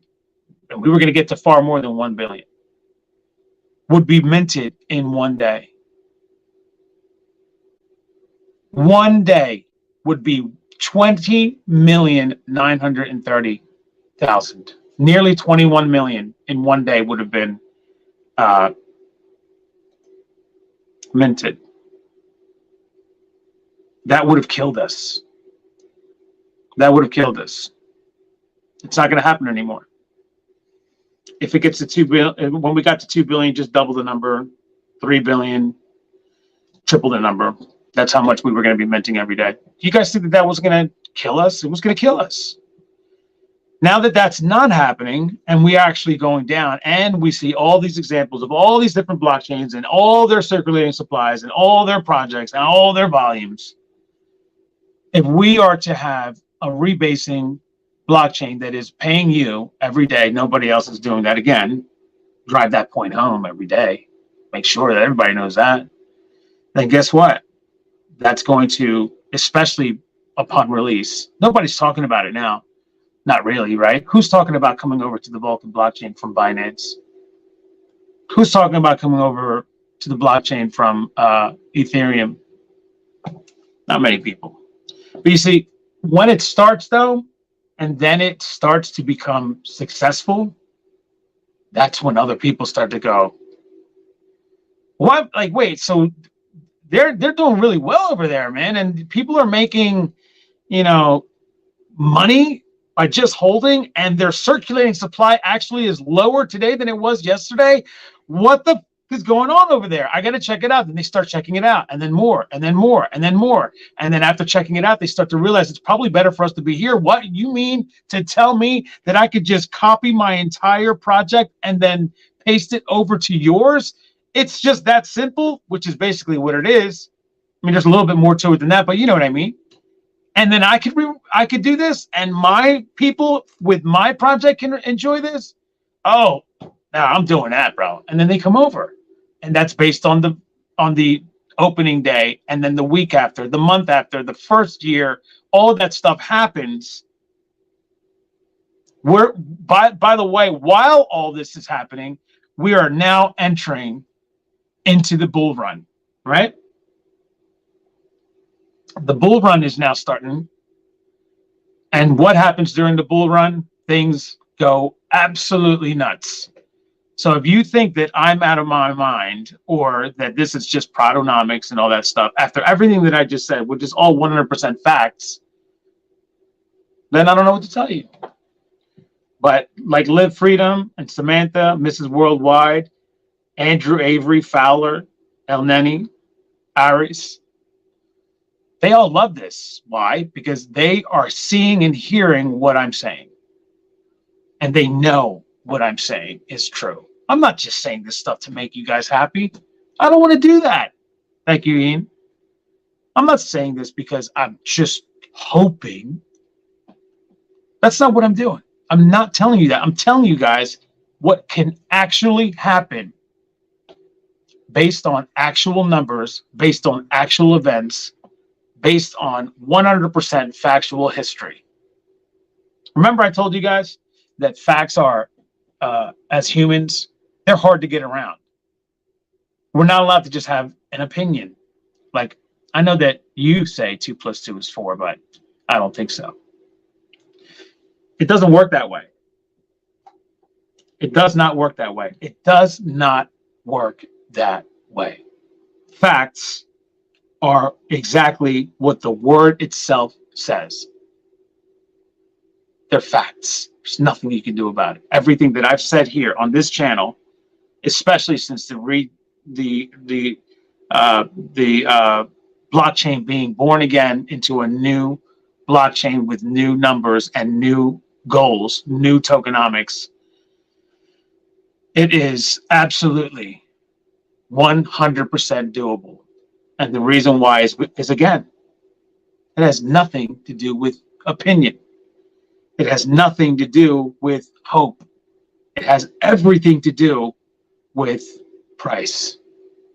It has everything to do with circulating supply. It has everything to do with facts. All of those things that I just went over with you guys, and how, when, why, all those things are right in front of you. I'm not making it up to make my words feel better. I don't care about feelings. What I care about is facts. Facts are what are driving what I'm saying to you. Facts. If anybody wants to challenge me on anything, go ahead. Because I'm not telling you something that's not real. It's actually right there. It's facts. And like I said, facts you can't get around. There's no way you can. You can if you want, right? Dio or Dino? Dio said 3,000 in a year. So have I. It's going to be more than 3,000. If we ramp up quickly and we get a lot of projects, and all those people faster than what I'm telling you come over because they're like, this is way better for me. I need to get over there now. And they bring it over, and that happens in a much quicker rate than what I'm telling you, which could take a year or two. It could be more. Without all of that happening, we're at 3,000 on March 1st, 2024. Without all of that happening. If all of that does happen and everything else, you're looking at $4, $5, $6, $7, $8, $9, $10,000 in a year or two. Because once we get to next year and everything has been proven, we're already in it. Now we're at 56 million because we've gone down and people see that this is real. And also all these people have become millionaires, and all those people that are not millionaires are still making passive income. They're paying their bills. They go over to Spritz, right? Spritz is now over there. They're, bringing on Vulcan. They have a liquidity pool over there, so it doesn't even affect price that much. All these things are happening. $3,000. $3,000. Now, I'm glad that Dio said $3,000 because when I said it, it's just hopium. But Dio said it also. So he doesn't have my back. He's saying that just because that's what he thinks. But the fact that he thinks it also, well, you guys respect Dio and his predictions. You respect his brain more than mine. But I said it first. And the reason why he's right is because of all the things that I've been saying, which is what he's factoring in when he says $3,000. Now, if that makes you feel better, everybody, then more power to you. I appreciate it, but the reality is that Diogenes, Star, everybody who comes up with whatever numbers that they have, they're doing those numbers and coming up with those types of things because of what I'm talking about. And I'm not saying that they're coming up with it because they're watching me and now they're talking about it. What I'm saying is they're talking about it amongst themselves and coming up with their own numbers because they're thinking about the things that I just told you guys. That's the reason why. He didn't watch me and go, he's right. I think it's going to be $3,000 now. That's not what happened. What he did was he said, wait, we have 58 million. We're only going to go down based on numbers that are actually happening right now on Binance. This is how much they got to. This is how much Ethereum got to. This is how much Cardano got to in market cap, 300 billion. Why not? Why couldn't that happen with us? Especially because we're doing the same thing. We have one big gigantic difference. We pay you to be a holder, right? We pay you to be a holder here. So does anybody else offer that? On top of that, again, I keep on saying it over and over again. We pay you to be a holder, which means that more coins are appearing in your wallet. But guess what it doesn't do? It does not increase circulating supply. And since that happens, and we're still getting paid daily, twice, third time if you want to add price going up, but twice we get paid every day. A substantial amount. We went through the math earlier. We're doing that, right? And the circulating supply is not going up. Isn't that a miracle? Don't you think that that's going to catch the attention of a lot of people? Don't you think that that's going to catch the attention of a lot of people? BitBoy, LEO Trades, right? What do you think about those guys? They got like 1 million people following them all the time. Whatever they say is gold, and people invest like this. They're not going to be paid to do this. Brian already said he's not paying anybody to do anything. So don't expect for these campaigns, at least for now. They might have changed their mind. They have a whole new team. It's not Brian anymore. It's 4 people that make the decision at the top, 4 big bosses. So they may have changed their mind, but you have to understand people like BitBoy, they don't take money anymore. They don't want to do that because if something goes wrong, then they are the ones who look bad because they told their community about it. So they don't even take money. A lot of them don't. But just imagine, though. Just imagine, everybody. Let me just look up BitBoy. See how many he has. I want to see what he has.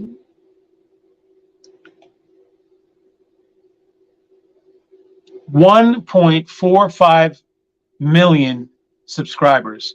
Let's imagine for a second here that this thing takes off like what we're expecting as holders. We all know the beauty of this. There's 173 of you, so there's going to be 1.5 of you that think, this is bullshit. It's not going to happen. This guy's selling us a pipe dream. He's a scammer. All that nonsense. Great. There's probably 1 or 2 of you that think that way. And you're just watching because, you can't stand it. You just got to see me talk every single day, which I appreciate. But the rest of you know that this is a special thing. Now BitBoy figures this out and starts to realize that this new blockchain is actually something that people need to know about. And on his own says, let me do a video about the new Vulcan blockchain. Like, let's say that it's a year later. Let's say that he does that. What do you think that does? Right? LEO Trades. If he were to do something on it, 577,000 subscribers. LEO Trades, right? What if he does a video because he just realized that he bought into it and he is not just thinking about it, but he's seeing it happen in his wallet? Do you think that he's going to be like, him and BitBoy, you think they're going to be like, yeah, no, I'm not going to do a video about this. This is too much. I'm not going to do that. That's not like I don't think this is not going to benefit my viewership. Like all of my viewers buying into this and getting paid every single day. Like, why would I do that to my viewers? Or do you think they're going to be like, wait a second here? I've been hearing about this thing. I did buy into it. I've tested it out. I can see that it's working every single day. And this is how much money I'm making every single day. And it's getting bigger. More projects keep on coming on every day, every single day. The volume keeps on increasing. Do you guys think that they're going to do videos about it? And there are 2 million combined, 2 million combined viewers are going to get a hold of this. And that's just those two guys.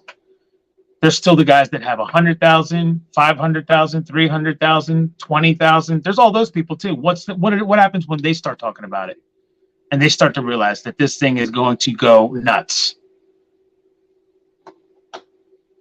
If you guys don't think that that's going to happen, then what else can I say?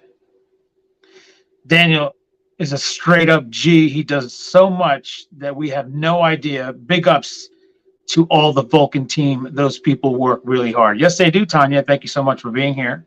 Seen Tanya before, so I can't say new commenter, but thanks for being here. I don't see you here often, but it's great to see you here today.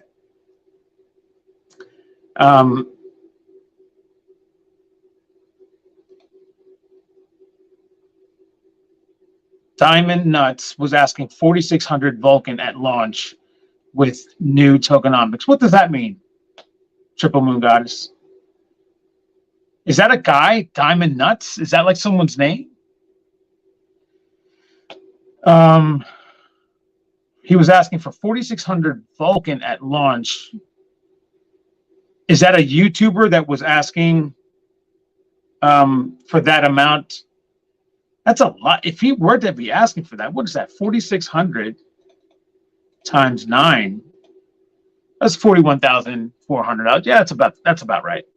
For if they were paying people, but like they're not going to do that. I don't think so. They're not going to do that. Did you guys? Anybody have a question about what I just said? Anybody think that I'm crazy? I'm making things up. I don't know how behind time-wise, but you are doing it wrong. The 5% includes the fire pit and for treasury too.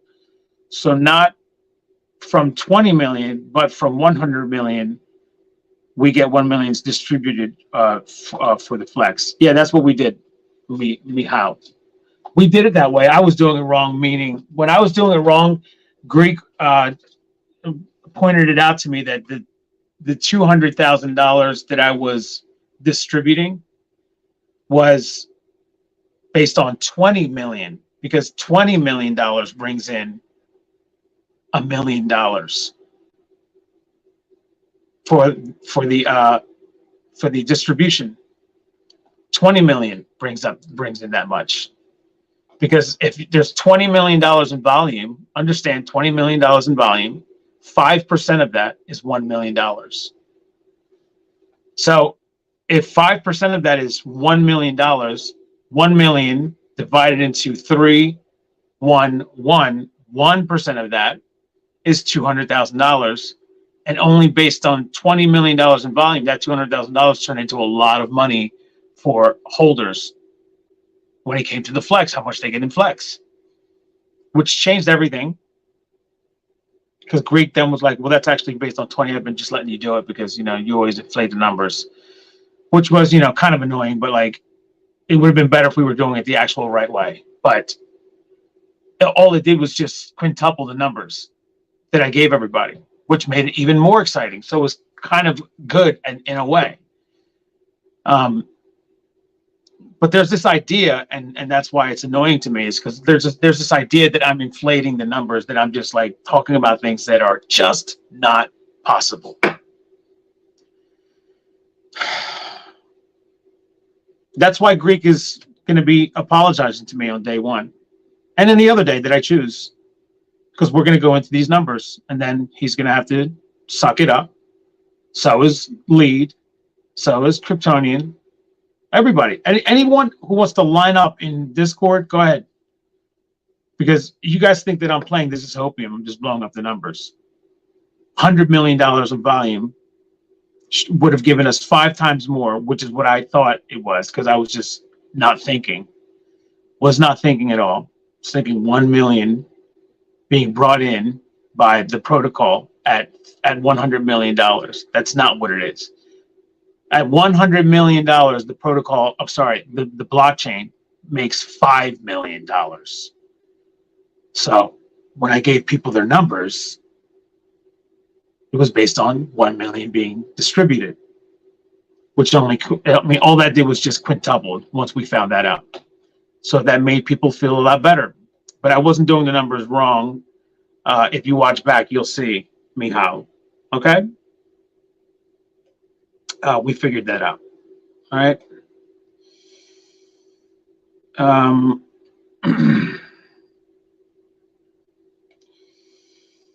Iris is enjoying his daily Prado show.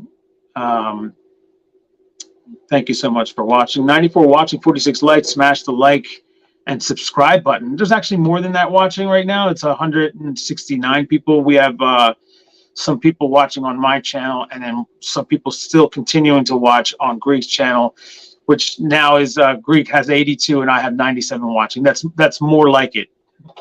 But there's still people watching Biz on both channels. We have 170 people watching in the end. At the end of the day, it's both of our channels are on at the same time. Okay.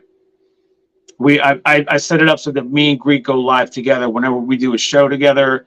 That this particular show, like Greek has his own ideas, and I have my own ideas for different things that we do. So I go live by myself, which is obviously going to happen for things that I want to talk about, even if it involves Greek.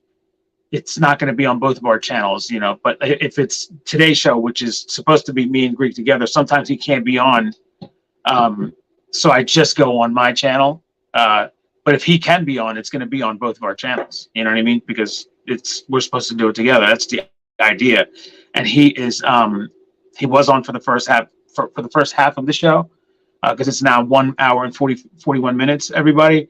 So he was able to contribute a lot to this show, and I mean a lot, because he did talk about a lot of good stuff earlier today, including allowing me to go on with the wrong math, but that we fixed later. I wish he would have just said something earlier, because that would have we could have given people even more bullish numbers than we did. But instead, what you could do is just take the numbers that I gave you and then just quintuple it.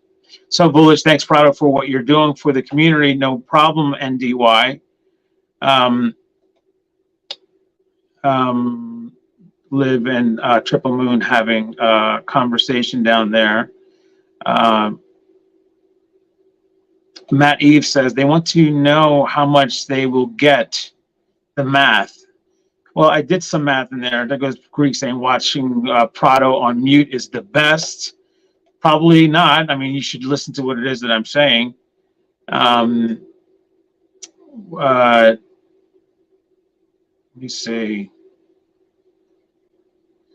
Safuu Warrior thinks that I'm spot on. Great YouTube. Glad you're remastering without the music. Chris Cruz. So yeah, I was gonna bring the music on, but I didn't today. But you know, sometimes I will, sometimes I don't. Ethereum could be 15,000 to 30,000 in the next bull run. There's another great example right there. People were calling for Ethereum to be $25,000 per ETH. $25,000 per ETH. You guys don't think that that's possible? I'm telling you, it is. I mean, like, and if Ethereum can get to $25,000, how on earth can you think that this is impossible to get to $5,000 and $10,000? And we have a lower supply than they do, and we'll start to rival them eventually in terms of volume, in terms of projects. It's going to take a long time, but they've been around for a while now, right? In 2020, ETH was $200, right? A year later, it's nearly $5,000. Why do you guys think that if in 2020 we're at $200, even less for Ethereum, and then in the year 2021, and then early 2022, Ethereum is running around at $5,000? Why on earth would that not happen with Vulcan? If it's impossible for you, then I don't even know what to say. There goes Teddy One. He's laughing about something. All the cryberries crybabies will be embarrassed later. Yes, they will.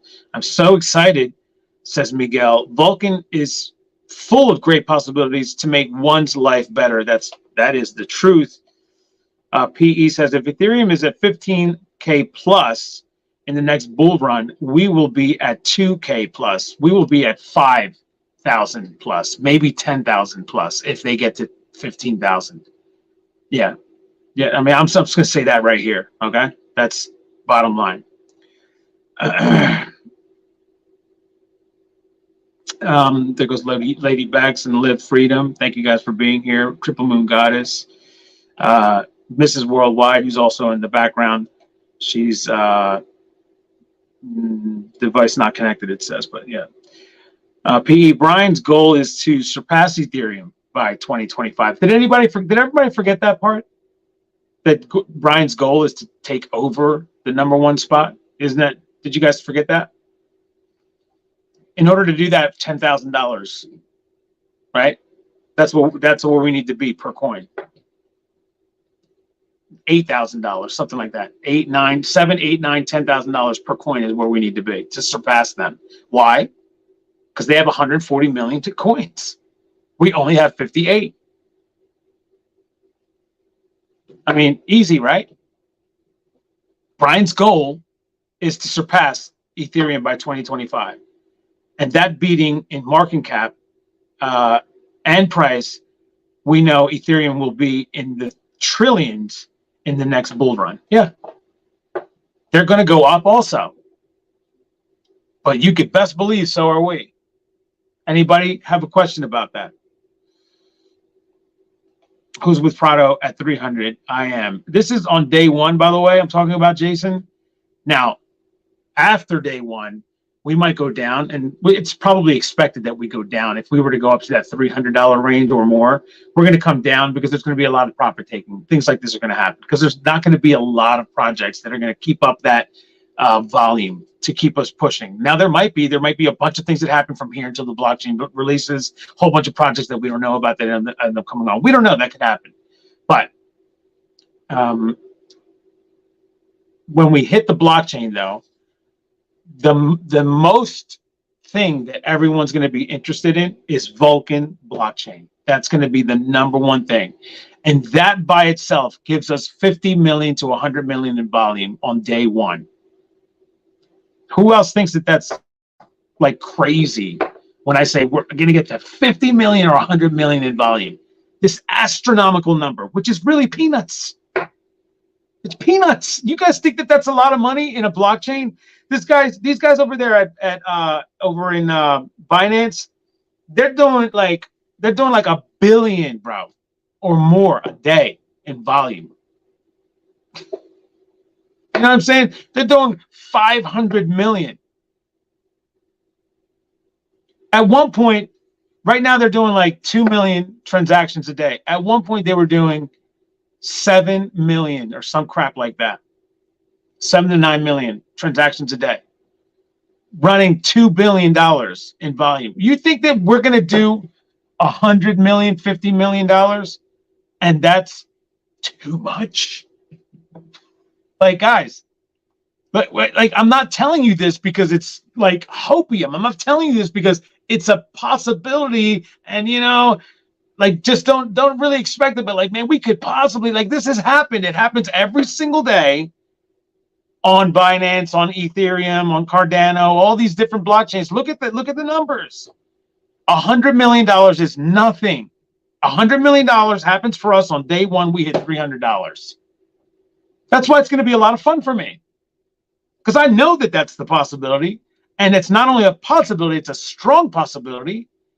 Because I don't know if you guys know, every time anything like this comes out, people go nuts, despite it being in a bear market.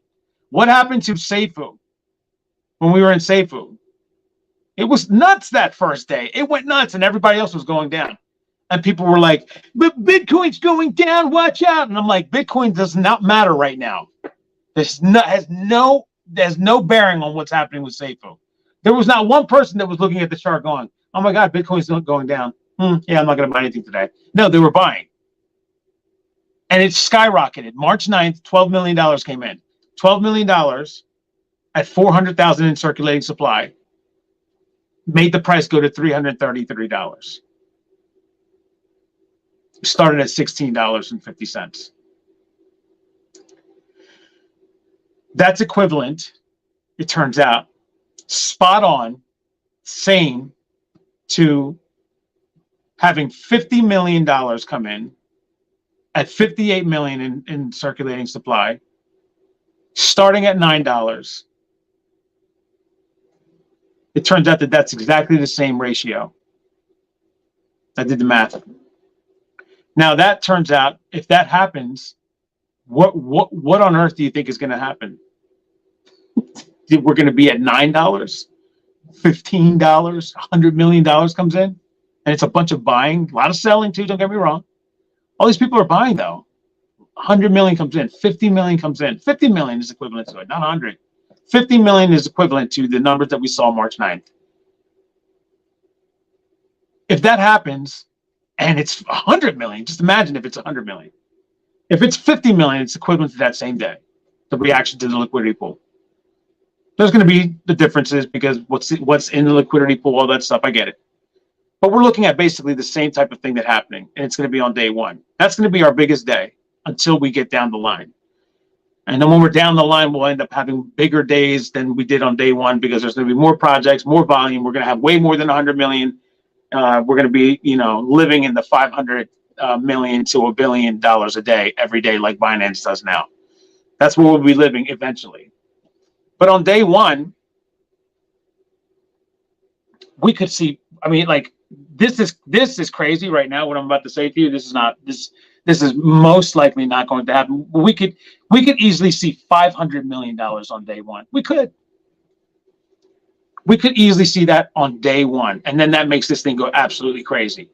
But if we could see that kind of a volume on day one, because it's going to happen on every other blockchain that day, right? Like, I'm not telling you something that's, if it happens, we're like a shot in the dark, a 1 in a million. No, we'd be 1 of 10 that day. 1 of 10, 1 of 15 that day. That's what we would be, and the others are doing it. Like, we're one of the others that are doing it. That's how much they're bringing in per day.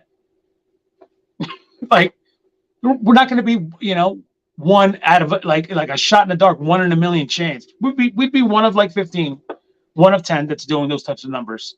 If we did 500 million, 300 million, 100 million, if we got to 50 to 100 million dollars, this thing's going to go nuts.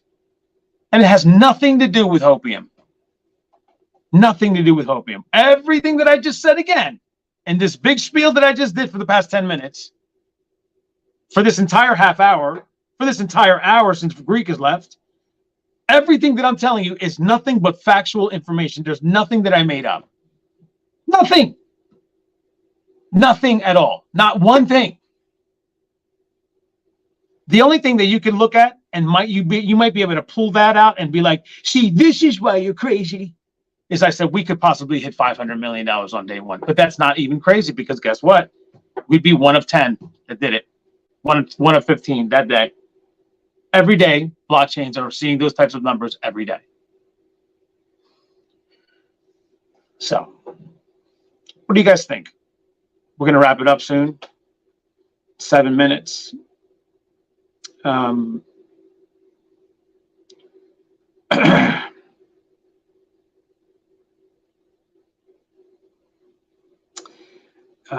me see. Daniel, do you think 10 Cent will be the best project we could get, says David.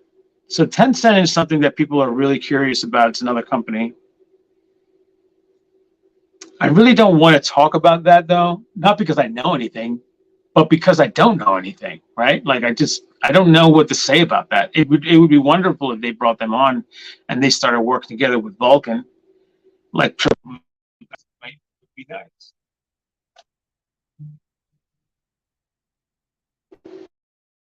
Started ringing, but yeah, it would be nice. And not only would it be nice, it would be absolutely spectacular. I mean, things go nuts. You guys can still see me, right? Everything's okay.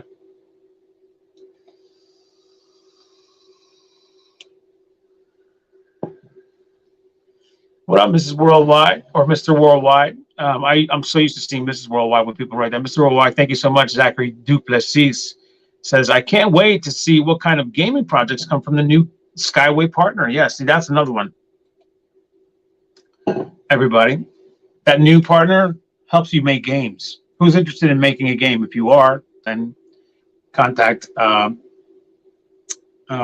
Steve over there at Wave M Studios. They have a new platform where they help you build games. How about that? The gaming industry is it's been this way since I can remember. The gaming industry, just so that everybody understands, they make so much money, it's not even fair. Like, you just don't even understand. Like, I remember like a game would come out, right? And you had to buy the game. They were like, at this point, they were on CDs, right? So we had gone past the cartridge phase. And there's still cartridges today. They're just better. But before, you know, when you had an Atari, you would have to put a cartridge in. When you had Nintendo, you had to put a cartridge in. And these things were remarkable, right? They allowed you to play games and sometimes even interacting games with each other, things like this. It was amazing. But one game would go on sale, right? And you know how like let's say back in the day, Eminem was a big draw, and if he released an album, there would be like a lot of people would go and buy his album, right? And so what would happen in that first week is like a million, let's say a million copies were sold in the first week. They were all like $20 per album. And so the record company pulled in $20 million that week, right? It was a big week. One game released, $800 million.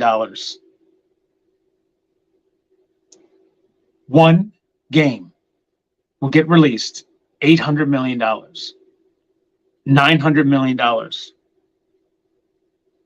One game.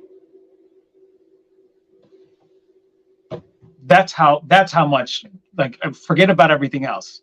That's how much gaming makes.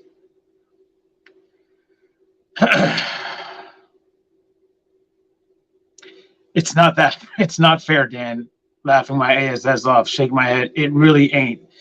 Listen, one game making $800 million is like, if you think that I'm making that up, then, you know, I don't know what to tell you. All right, listen, even if it made 100 million, but $800 million is what one game would make, right? So now we have that opportunity to do the same type of things on the crypto blockchain. We have a blockchain coming out, and that's what this is going to do. They're going to be able to get you involved in making games so that you can get a piece of that. That was just one company from one game. Forget about all the other games. Like, you know what I'm saying? And also, how about the game system itself? How much do you think those game systems make? So that's what we have in store for us with everything else. Lady Beck says that the Vulcan brand is second to none. That is right. Notorious One says Tencent would be a hugely bullish partnership for us. I'm praying that they are discussing partnering with us. Yeah, me too.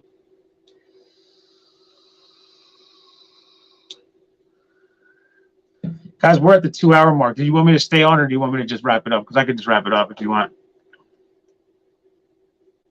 I don't have any super chats coming in, though. Like 1 or 2 that came in, though.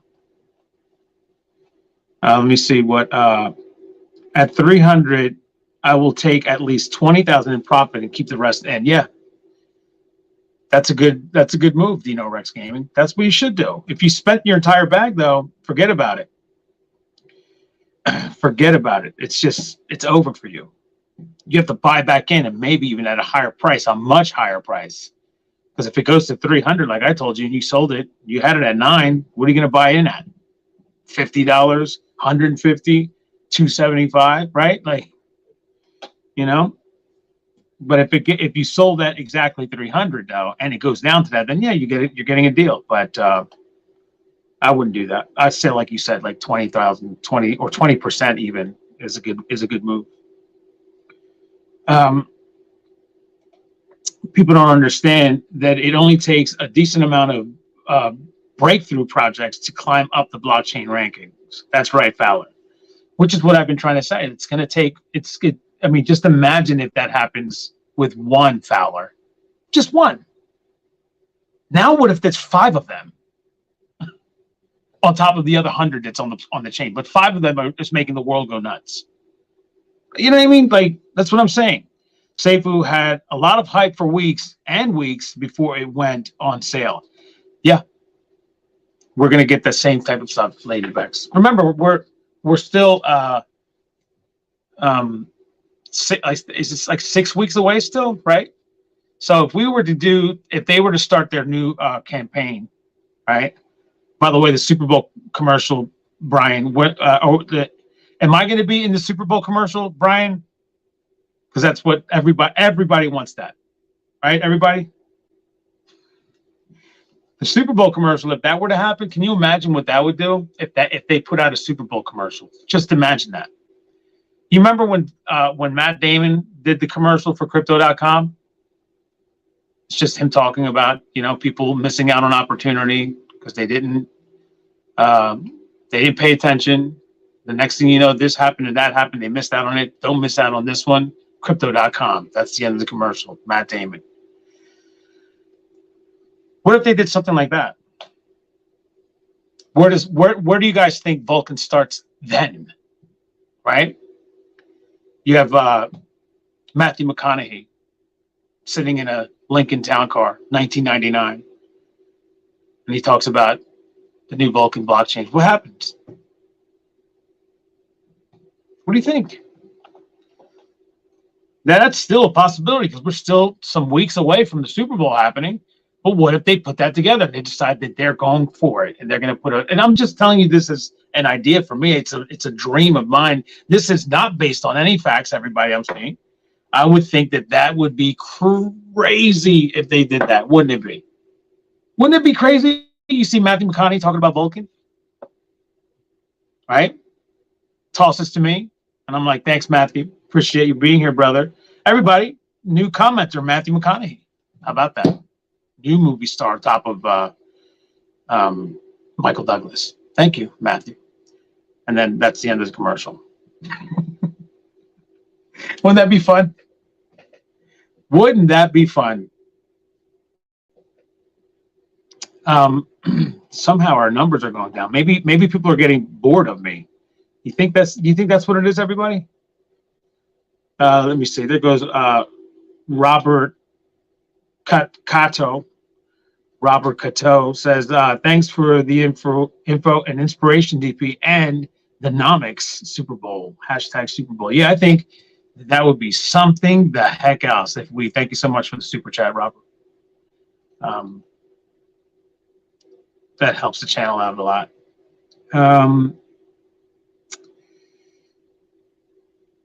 Zachary Duplessis has to go back to work. Oh, sucks, man. Sorry.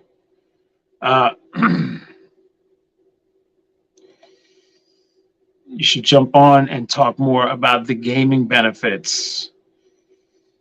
Yeah, if you guys want me to stay on, I could bring Fowler on and he could talk about gaming if you guys want. Consulting firm says, your patience is awesome giving information. Thank you, consulting firm. I appreciate that. You doing a live stream in the afternoon if TCL doesn't do one? That's a good question because they are lined up for tonight. I will go on if they don't go on, though. Yes, to answer your question, if they don't go on, I will go on. And it'll be me and Greek again with everybody else.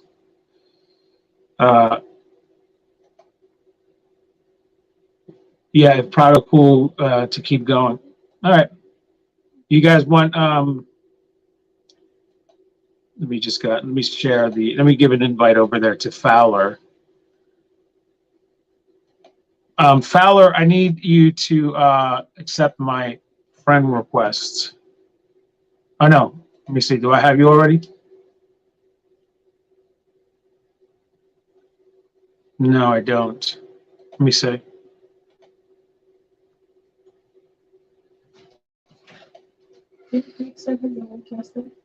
I have him. I just sent it to you. Oh no, I have to accept his friend request, which I just did. Now I'm sending it to you.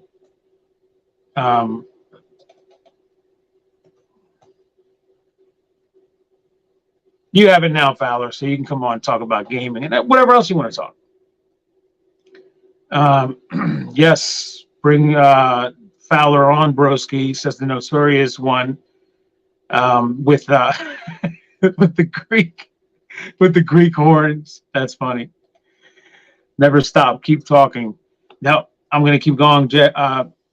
Greek. The people want it. I think many people forget how few people actually know about Vulcan and safuu. 50,000 is nothing in the grand scope of things. The Ninja promo partnership is huge, to be honest. Those are going to be the ones. Like it has to do with money, though, guys. Like money for the Super Bowl. Like I'm talking about the Super Bowl again. That takes a lot of money. If they were to do something, those are the people that are going to make that happen. The ninja people. They're the ones who are going to make it happen. So they have to contact Matthew McConaughey and everybody else. You know what I mean? Maybe even Tom Cruise. Tom Cruise is a big crypto person. He likes crypto. Let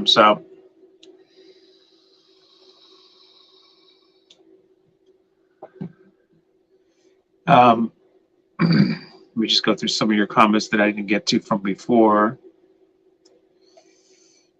Dino Rex Gaming says people are calling for SHIB to hit $1 USD. You think it's possible? If we maybe talking about Shiba Inu, and nothing is impossible in crypto. Yeah, if it were to hit though $1 though, so the reason why that makes it impossible, Dino Rex Gaming, is because it's not even at 1 cent. Shiba Inu. All right, let me just make sure on that.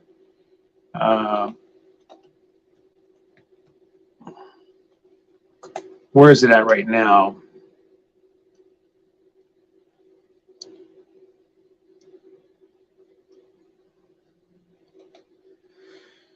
Yeah, so Shiba is at 0.000107, and that's up 1.09%, right? And they're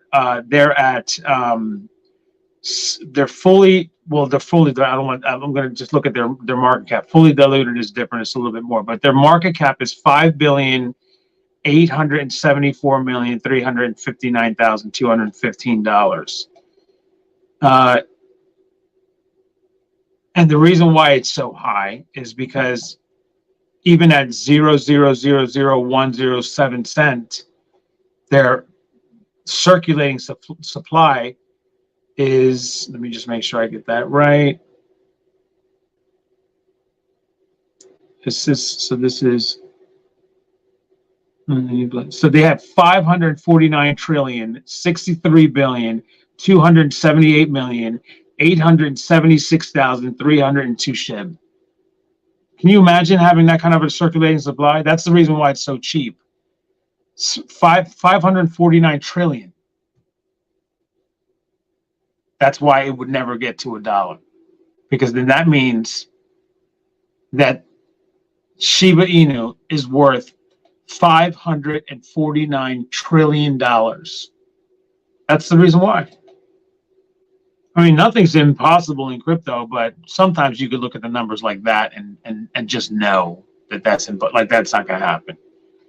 That's not going to, like that one I can pretty much promise you that we're never going to see $1 unless they start slashing away at that circulating supply. There's just no way.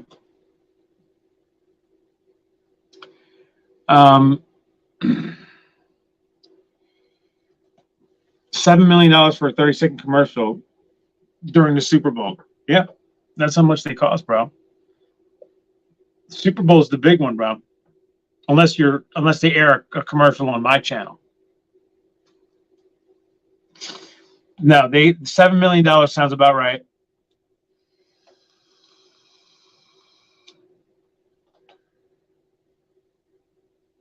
But I think we can afford that as the blockchain. They have enough money that they've built up, but it's probably not what they haven't set it aside allocated for that. You know what I mean? They haven't put it. They haven't said, hey, you know what? Let's do this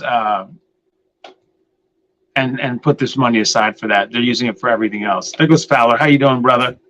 Hey, what's going on? Can you hear me, Danny? What's up, man? Hey, yeah, I can hear you. Camera real quick. Hold on. Kind of $7 million for 30-second spot in the Super Bowl. If price hits $300, all full node holders will automatically be millionaires. Yes. Listen, that's an exciting time. I don't even know. I forget what the numbers would be for that. If that happens, there goes Greek again. They do charge a ton. You're right, Greek. Then if you're going to pay an A-rated star, there is no way. Yeah. Well, I mean, that's the part that would cost a lot. That's the reason why it would be expensive, right? To have your Matthew McConaughey be in the commercial, you're looking at probably $10 million altogether. Because you have to pay for the spot, you have to pay for the production, and you got to pay the guy or the girl, right? Jennifer Aniston, right? Those are all A-list people. If they're involved, they're going to probably get paid at least $1 million to do the commercial. And then they're probably going to get a piece of the blockchain, right? So, you know, meaning like shares, like coins. They're going to get coins. So all of that stuff is possible. It just is not out of the realm of possibilities. It's just, will they do something like that? The timing of it is so perfect. It's not even funny, right? It's just, it's going to release on March 1st. So that's the reason why I'm bringing up the Super Bowl, everybody. Just, you know, if we were going to be releasing in like September, there's no reason for us to use the Super Bowl. There's no reason. Coming out in June, May, just doesn't, you know what I mean? You could do a bunch, you could take that $1 million and do a bunch of different ads and in a bunch of different areas to get the same type of effect. But the one Super Bowl ad a month before, exactly 1 month before coming out, announcing Vulcan would be gigantic. Now, I'm not saying that they're going to happen. I'm just spitballing and dreaming with an actual dream. That has nothing to do with facts or anything like that. That's just me hoping. But yeah, Vulcan, about the gaming, like, talk to us about what that does. What's the gaming industry? What does it mean? How does it affect the blockchain? How could people make money? How could they make money as companies in gaming with crypto? well, let's just look at the facts, right? Like you were stating earlier, they make crazy amounts of money, like crazy amounts, and they don't Insane. And Yeah. I say this over and over again because it's true. Gaming does not, and I'm talking video gaming, and I'm talking gambling gaming as well. They do not suffer any economic downturn. Anytime Ever. pandemic, any type of situation you put in front of regular people where they're always like, oh, my job is affected, my life is affected, family's affected, everything's affected, my bank account's going down. All those things. At the same time, you'll see gaming profits just flying up, just flying, because this is what's happening.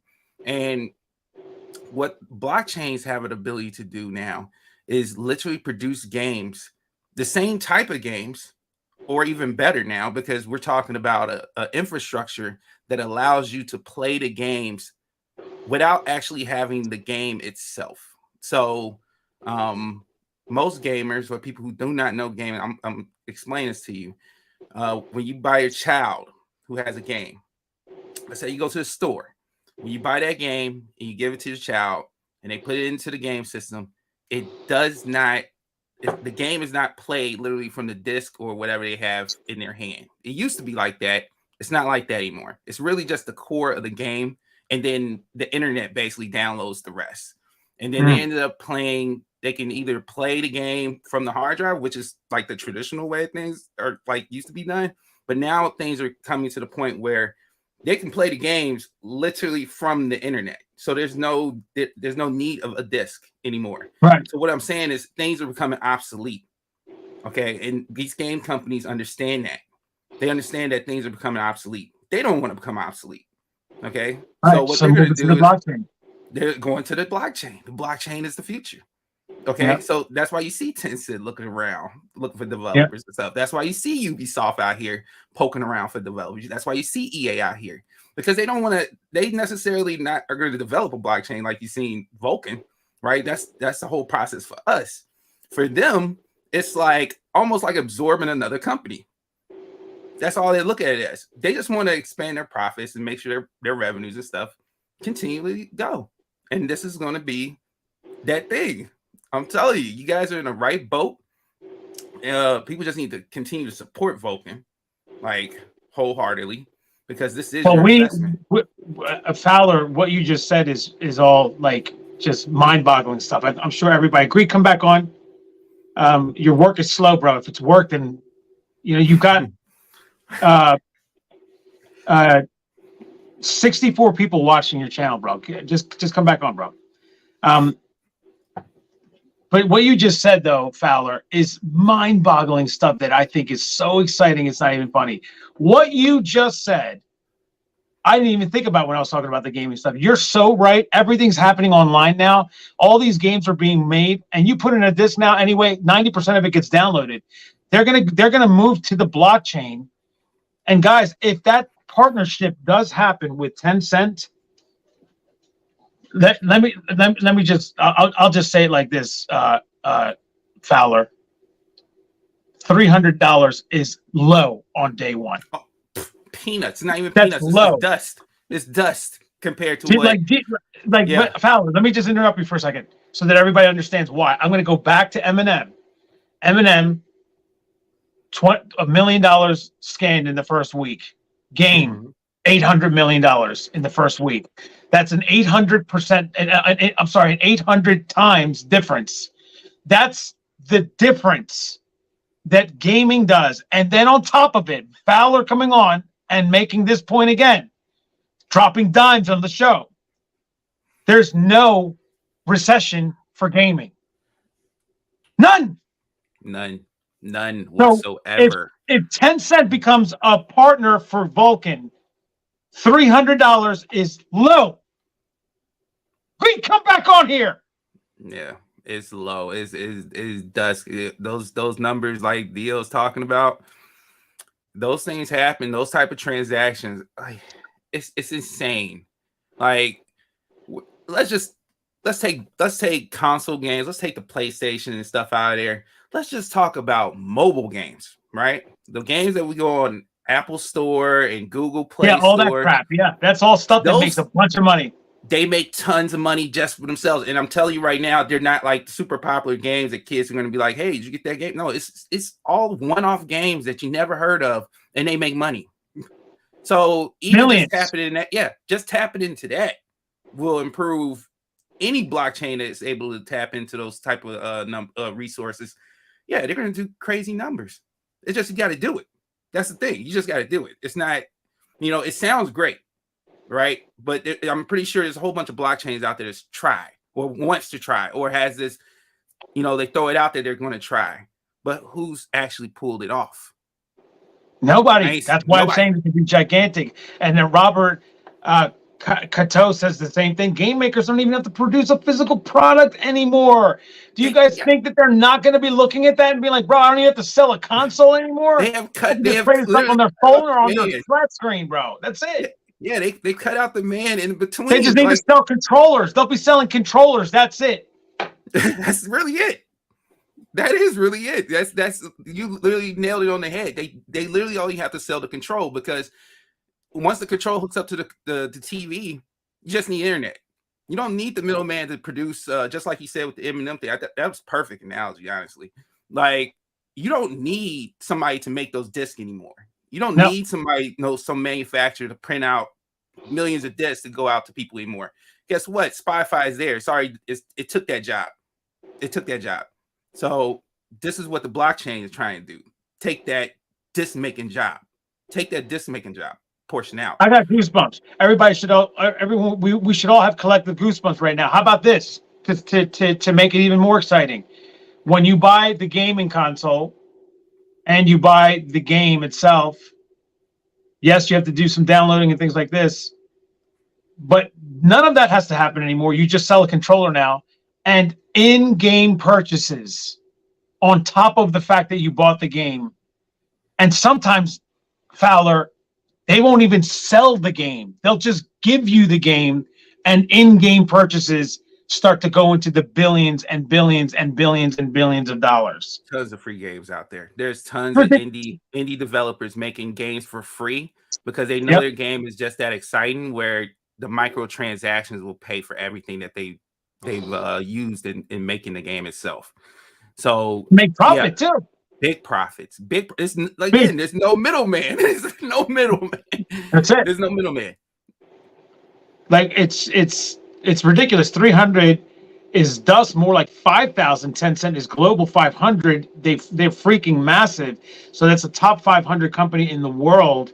We automatically move into that echelon of companies in the world if they become partners with that company. And all the things that we just spoke about start to come to fruition. It's insane. Yeah, Tencent, you got to think of all the Tencent's been around for a long time. You got to think of the partnerships that they currently have that can benefit other partners. Like, you have a wealth of resources partnering with someone like Tencent, or partnering with any game game developer at this point that wants to do these things with the blockchain and cloud services. You guys, I'm going to share this with you just because it's just that crazy. Like, Fowler, you didn't even, like, I'm telling you, bro. Yo, everybody, look at this market cap. Whoo! Who the what? Yeah. That's 3.58 trillion. So by the way, everybody, this is $580 billion just by itself. 580 billion, but it's 3,580 billion. My goodness, this is, if they got this, now this is why we're telling you that this gaming industry, it's curtains when it comes to what they can do and continue to do no matter what during any time. Yeah. We could be at war and they're still going to be making money. I mean, that's just ridiculous, guys. Look at that market cap. What? Yeah, they're making money, man. They're like I said, it's like Dino said, Fowler. Look, and that is a bear market cap, a bear market cap. Look at that, bro. That's what I'm saying. Like, imagine them in a bull run. Imagine what that number looks like in a bull run. That chart looks like in a bull run. Like, it's insane, and that's just Tencent. We're not even talking about anybody else. We're just talking about Tencent. We're not talking about the EA, the Activision, the right, Blizzard, EA Sports, all that stuff. Yeah, like, oh EA is. I'm pretty sure EA has to be more than that, because just looking how much money FIFA, Madden, all the sports games bring in, insane. Tencent is responsible for Roblox, which that app alone makes billions. Just one game app. Imagine them on our blockchain. Yeah, imagine what the amount of transactions per day is with that kind of stuff happening with one of those games. The amount of microtransactions that I don't know how the numbers are. It was insane. I think Blizzard had did microtransactions like 10 it's some high. It was like almost like $1 billion or something like that, and just microtransactions. We're talking just selling clothing and in-game items and stuff. That's just one company like off of microtransactions. That's how much they're making off these addictive games. Like, and that's their job, right? That's their job to make money. Yeah. So, and they do a very good job, as we can see. So why wouldn't you? You do everything to get attention, right? But like, you want to be in that market that they're aiming for, and they're telling you exactly where they're aiming. Just beat everybody. And here's another good point too, Fowler. Like, I keep on going to click on this, but then it moves. Plus, the blockchain is easy from seller to receive their money faster, and title as an NFT inside the blockchain. Yeah, the money that they can make, like one of the great, you guys all know that I'm a big Andrew Tate fan. He's just a brilliant guy in my opinion. Like like aside from everything else that's happening with him, he talks about a lot of things and he says it in a smart way. And one of the things that he said was that the blockchain ain't going anywhere. Just so that understands, like people who think that there's that the blockchain and the cryptocurrency could at some point just be done away with, that's never going to happen. And he gives one reason why. One reason. Rich people love the blockchain. Rich people love the blockchain. And why do they love the blockchain? Because if you're rich and you made a deal with somebody, me and Fowler were rich. We both have millions of dollars, $100 million each, and we made a deal. I call him and I say, yeah, I'm going to take that. We'll do this. We'll do the deal. I send him $10 million like that. Like that. No questions. If we don't do it that way, though, we got to go through our government. We've got to go to our bank. We got to fill out all this paperwork. Blah, blah, blah, blah, blah. All that crap goes out the window because cryptocurrency is like that. And rich people know that. They love that. And they will continue to love it and want it. So therefore, anybody who thinks that this is not going to grow, think again, because we already know that there is a matrix. There's a whole bunch of higher ups. They are all into this, bro. They're not going to let this go away. All right. Florida did the first blockchain home transaction from Ethereum blockchain from seller to buyer. Florida government is already familiar with the blockchain's future. Yes, that's true, Aris. There's also that component of it. And you can already best believe that if I were to ever sell this house, cryptocurrency will be accepted as payment for the house. Okay, that's part of whatever. It just depends on the seller, but and also understand the way that this is growing as well is that the seller could say it, but if my broker Fowler said, oh yeah, no, we're not doing that, you're fired. Yeah. Because that's the way this is going. If I want cryptocurrency to be something that people can buy, then all those brokers that are saying no, we don't do that, eventually they're going to start going, well, we've got too many people saying that they're going somewhere else. They will do it. I go to the little guy down the street that says, yeah, I'll do it for you. I can broker this and get somebody to buy your house. And if you accept, I could draw those papers up for you. Perfect. There's no problem. And then people will start doing that more and more. And that's just going to do nothing but make this grow. I'll take Ethereum for my house. I'll take Bitcoin for my house. I'll take Vulcan for my house. Yeah. And then now that starts to happen. I think, just bringing up real estate, right? That's another market, again, that can have some innovation utilizing crypto. I mean, think about what you can do with the NFT as far as like a contract, like a contract on your house, right? Like you can use that NFT. Oh, I need to hold it for a bit. All right, well, let's take some money from you, right? Let's convert this to crypto, right? And let's buy this NFT, and this will give you a hold to this house until you're ready to fully purchase it.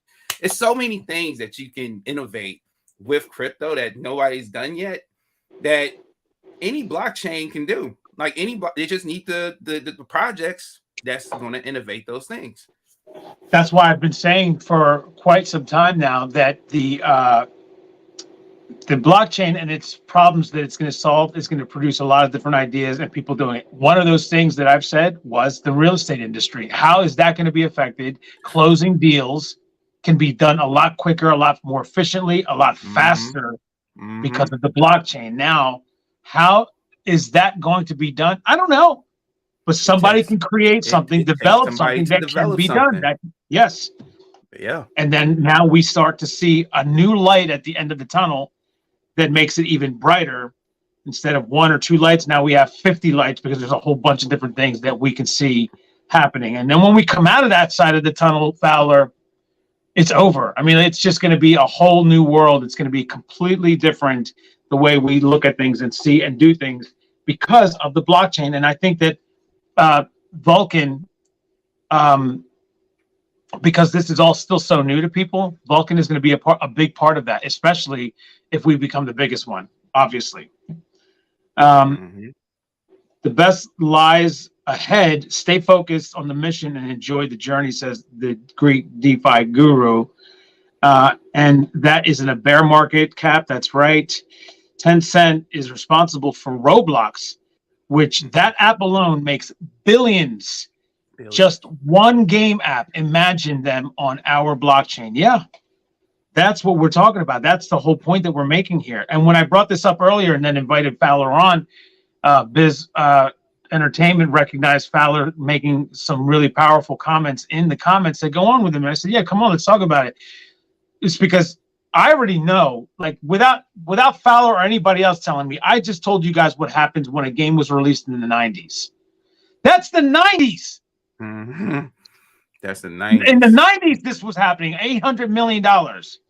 They make billions of dollars in a game now, one game.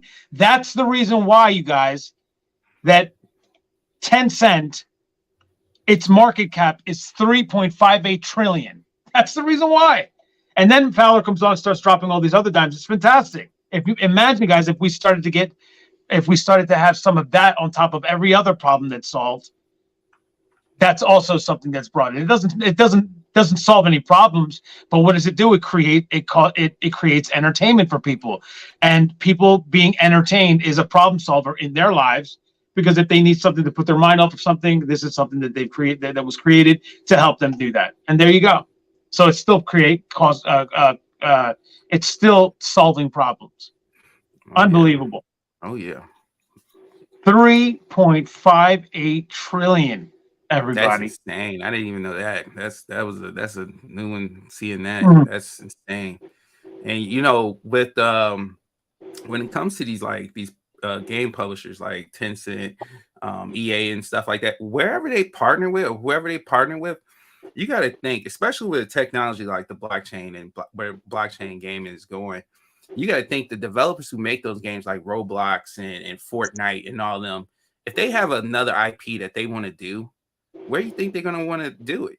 If they're going to try something new, they're going to be like, well, we want to get into blockchain gaming. Well, Tencent, you've worked with us.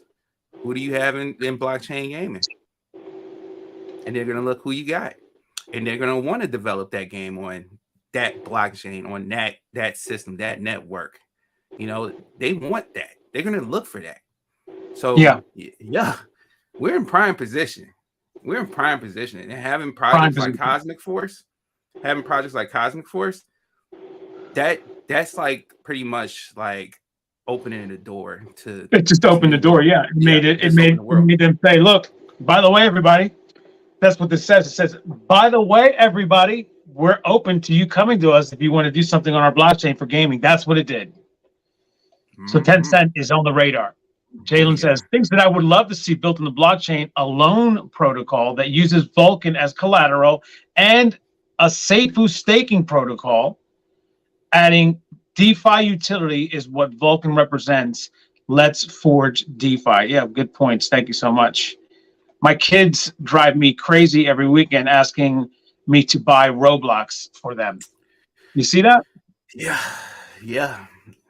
Now, now times the world, and even Shaq made an appearance, his own hero. So this is in a game that he has. Does Shaquille have a game? He's talking about like Roblox and these Fortnite games. They have like these celebrity like 3D models made of them and stuff. So you got a lot of celebrityism in these games now. So, and they're free games, but that's the company can afford to have celebrities in their games like that. So you got to think it's just so much marketability when you just have to make the connections have to end up right, and you get part of those type of teams and those type of games and stuff like that. Man, it's so many opportunities can come. Like nobody thought when Fortnite or Roblox, for that matter, came out that they would be this big, or like nobody sees that, but it happened, right? And they just keep on going. So it's the same thing with Vulcan blockchain. It's the same thing with Vulcan blockchain. Everybody's saying, well, I don't see how we can get to 3,000. Well, that's because you're so short-sighted. You can't see. Yeah, I see all that stuff. That's why I've been saying this stuff, Fowler. I've been saying it because people just they don't understand how much actual money is out there. We just looked at a company that's worth nearly $4 trillion. Like, I mean, I don't even know how to say that. It's right in their face, Daddy. It's right in their face. Like what you're Fowler, I'm trying, brother. Like we're gonna get to him though. I don't understand. Like I get the jokes and stuff, but I don't get why people can't literally see what you're saying, because it's yeah, I know that. I get the jokes too. Like I appreciate it. Like, I'm not like pissed off or anything, but it's just the reason why there's jokes about it though, Fowler, is like you're saying. Like they're joking about it because they actually don't believe that this is actually something that that's just Prado being Prado over there. Like how can that's me telling you something here. Like the information's right in your face. You're showing them exactly. It's not like this stuff is like hidden. It's not like we're making this stuff up. I literally showed you an article. You can show them an article. It literally says Tencent is out there. Multiple articles saying Tencent is out there looking for blockchain gaming. Now, if you're a blockchain team and you're not doing what you need to do to get those type of attractive game producers to come to look at you because you don't believe it, well, that's on you. And that goes for every investor as well, because you're not seeing what's literally smacking you right in the face. All it takes is some research. That's why we say do your own research, because if you look at it and you just start putting the things together, it's right there. It's right there in front of you. So what's not to believe? Right, Brian, what's not to believe? I know you're watching, bro. Can you let us know in the comments, bro, like what's going on here?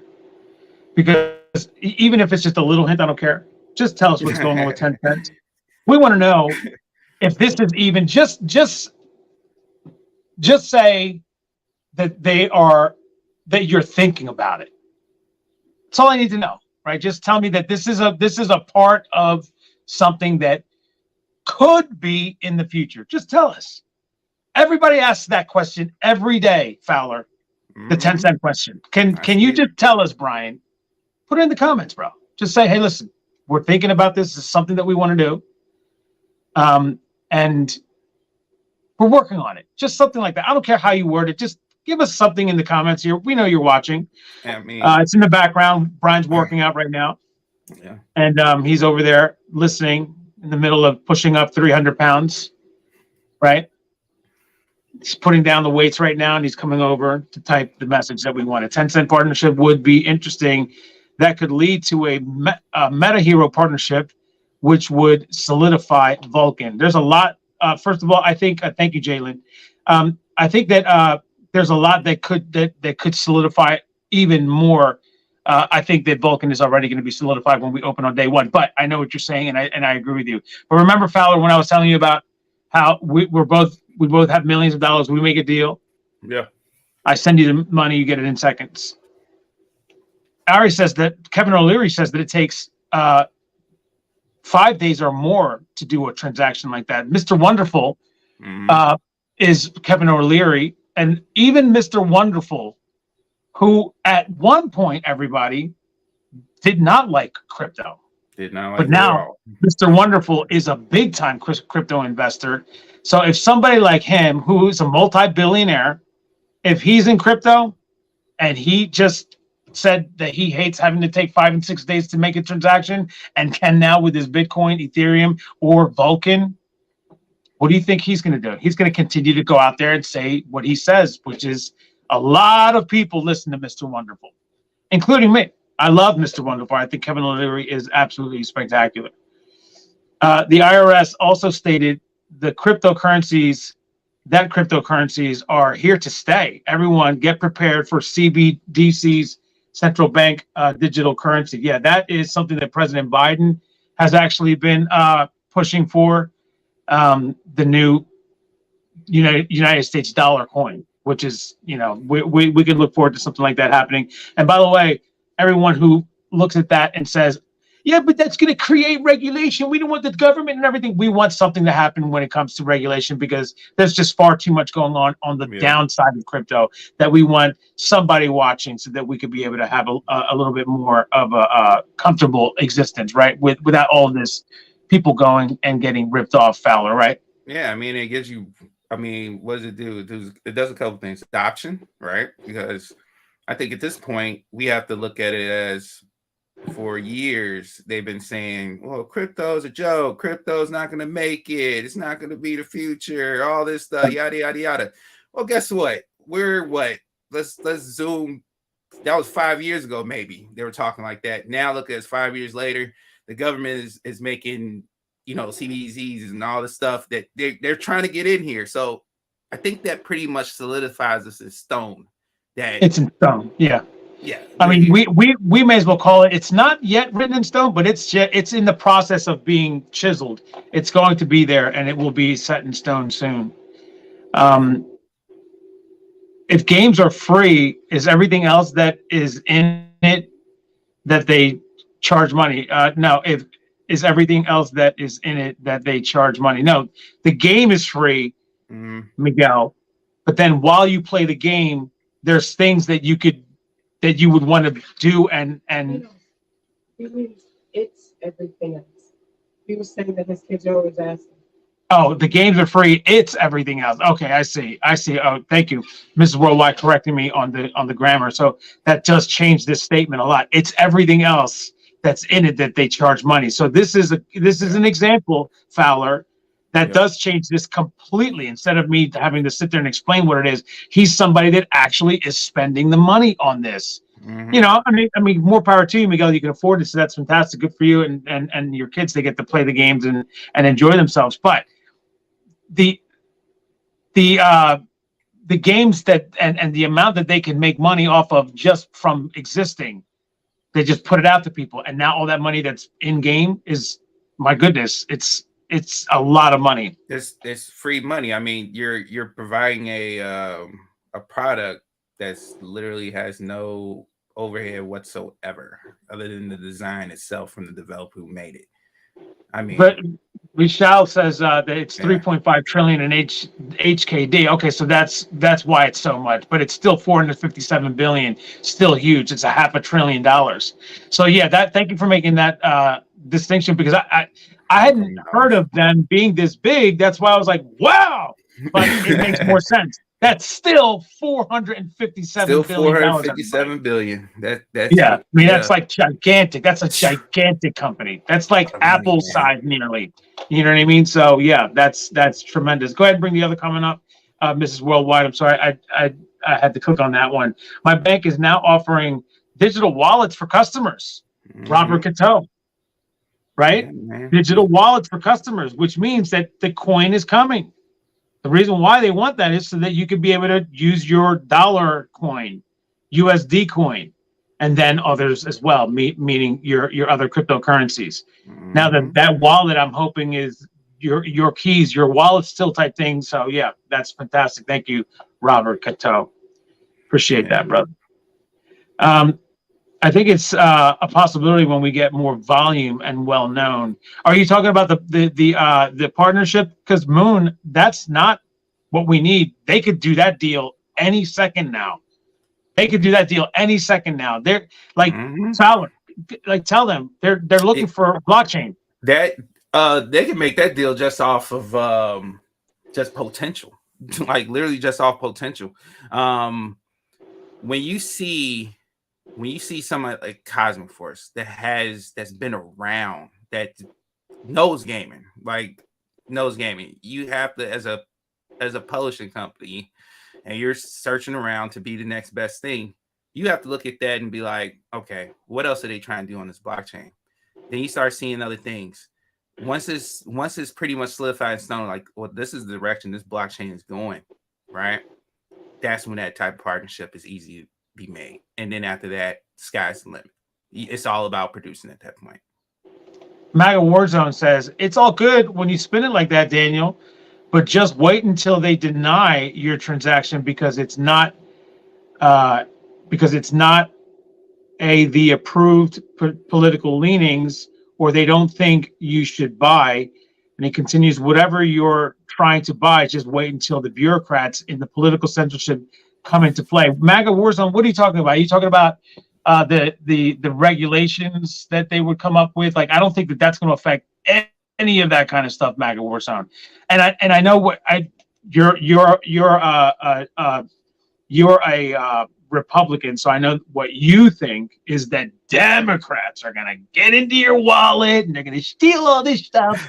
Like, I know that that's what you think is going to happen, but understand that this is still the blockchain. It's still your wallet, your keys. Nobody will be able to get in there. I don't care what the government does. They cannot get into your wallet. Can't happen. The only way that they can is if you connect your wallet to something and then they wipe you clean. But that's called a scam.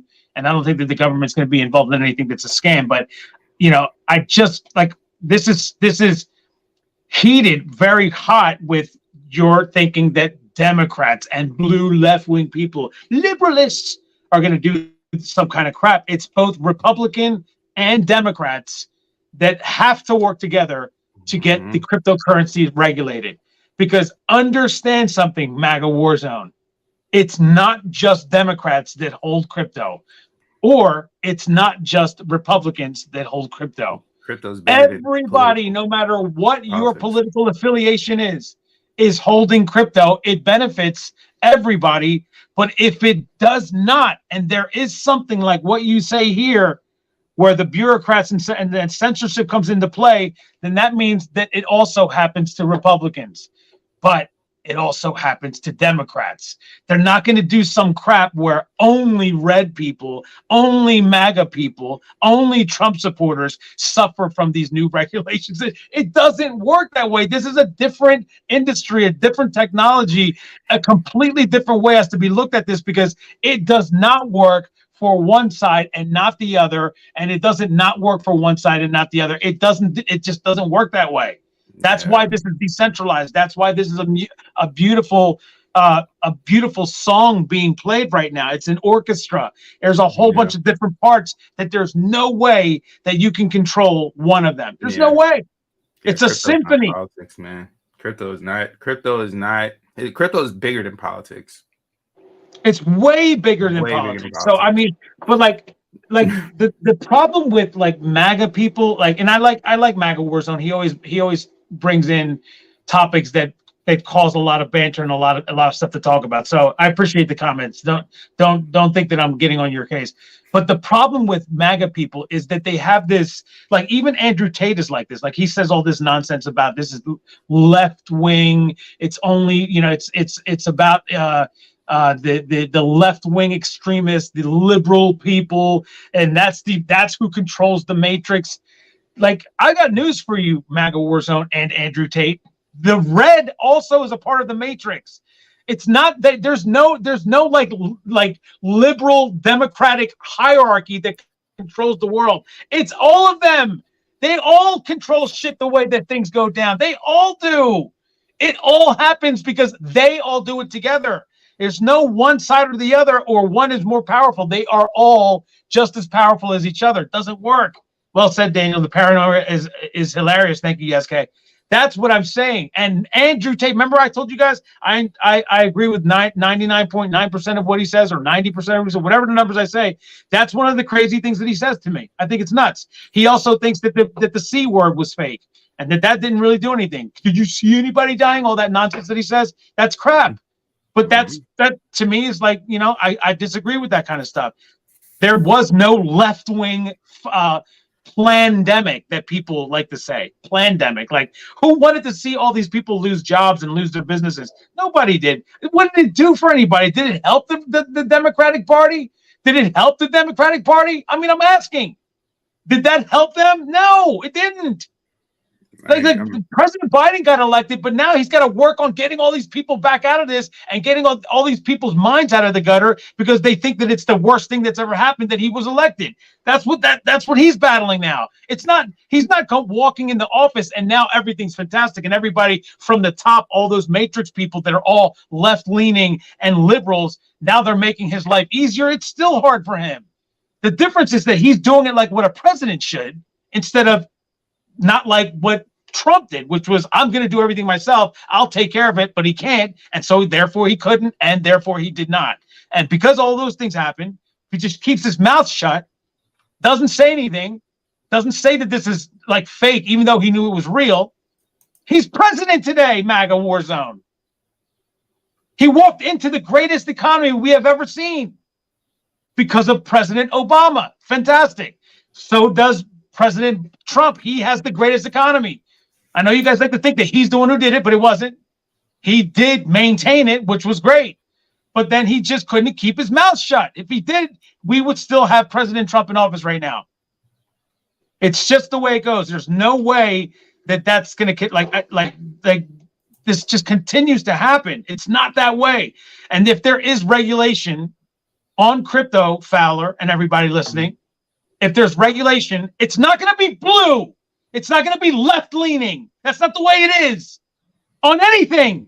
There's Republicans, conservatives, liberals, there's independents, there's all kinds of people, and all kinds of those people are at the top as the puppet masters, part of the matrix controlling everything. They're all mixed too. There's not one person in there. There's not one side of things that they all look at it that way, and they all have differences of opinions as well. It's not that way. If it was all Republicans in this entire country, you think things would be better? No, it would not. There's a lot of things that the Republicans do that are just like ridiculous. And the same thing goes for the liberals. There's a lot of stupid things the liberals do. But you're not gonna sit here and tell and hear me making the dumb mistake that it's just the Republicans or it's just the liberals that are doing it. It's a mixture of both that makes us have these problems, right, Fowler? Yeah. I mean, the problems and eventually crypto is going to get regulated, right? Like, we have to move forward. You can't have crypto just be in the wild, wild west and people getting scammed here almost every other 3-4 years or some big scam or something like that. It can't be like that, man. Like, it has to, at some point, 20, maybe 10 to 20 years down the road, we should be in the system as more or less like as well as Visa and MasterCard system works as far as like swiping a card. That's how crypto should be looked at. It's literally that easy. It should be that easy. It should be utilized in a way where it don't matter who you are. If you have a Visa card or MasterCard, when you swipe, it either takes or it puts on. That's it. There's no affiliations. Like, crypto is like I said, it's bigger than politics, man. It's bigger than race. It's bigger huge. Than everything. It's worldwide, and it could be intergalactic as well. Exactly. Because Andrew Avery says that look up Dr. Shiba Ayudari. They are all part of the same establishment. Yeah, that's the point that I was making. Thank you, Andrew. You're right. That's the point that I'm making. And Ty NG says that he's going to go down as a joke. Yeah, he's going to go down as a president as a joke, bringing down the deficit, world record job employment, record low numbers in unemployment, continuing to move forward with global warming and all kinds of different things that are being done positively. But because you're a Republican, you're like my aunt, right? My aunt is the same way. There's nothing at all that President Clinton did right. Nothing at all that President Obama did right. But everything that Walker Bush did was like he was walking on water. That's the way the Republicans are. They can't see anything like, you know what I'm saying? I know that President Trump did a good job. Why? Because he kept his mouth shut and golfed 300 times in his presidency, more than any other president combined, right? So he spent a lot of time golfing and patting himself on the back, acting like he was the greatest thing on earth because of look at this great economy that he walked into. Fantastic. That's all you got to do is keep doing that. And I give him credit for that. He didn't do anything wrong. He just was, going about being president, getting called sir and all that stuff. He loves that. But then he screwed it up. He screwed it up. All he had to do was keep his mouth shut. But I know that people like you, Ty, and my aunt, Pachita, they can't. There's nothing at all that a Democrat can ever do right. And anything a Republican does, they can shoot a missile to Russia and start World War III just because he felt like it that day. And she's going to sit there and say, oh my gosh, can you believe what guts he had. Right? That's what she's gonna say. That's what Ty's gonna say too. He's gonna be like, my goodness. You had no other person would have done that. Cliff wouldn't have done that. Nobody You know, else would it's have like, done that. bro, that's a bad move though. Why'd you do that? You know what I mean? That's what they do. It's crazy. It's unbelievable. It's funny though. Kelly Production says, "How did it come up, Tencent? If I may ask, I did the team. Did the team meet with them and at the blockchain summit or something, or did the team hint something? It's just curious. They did meet at the blockchain summit. Dino's telling them, and you're right.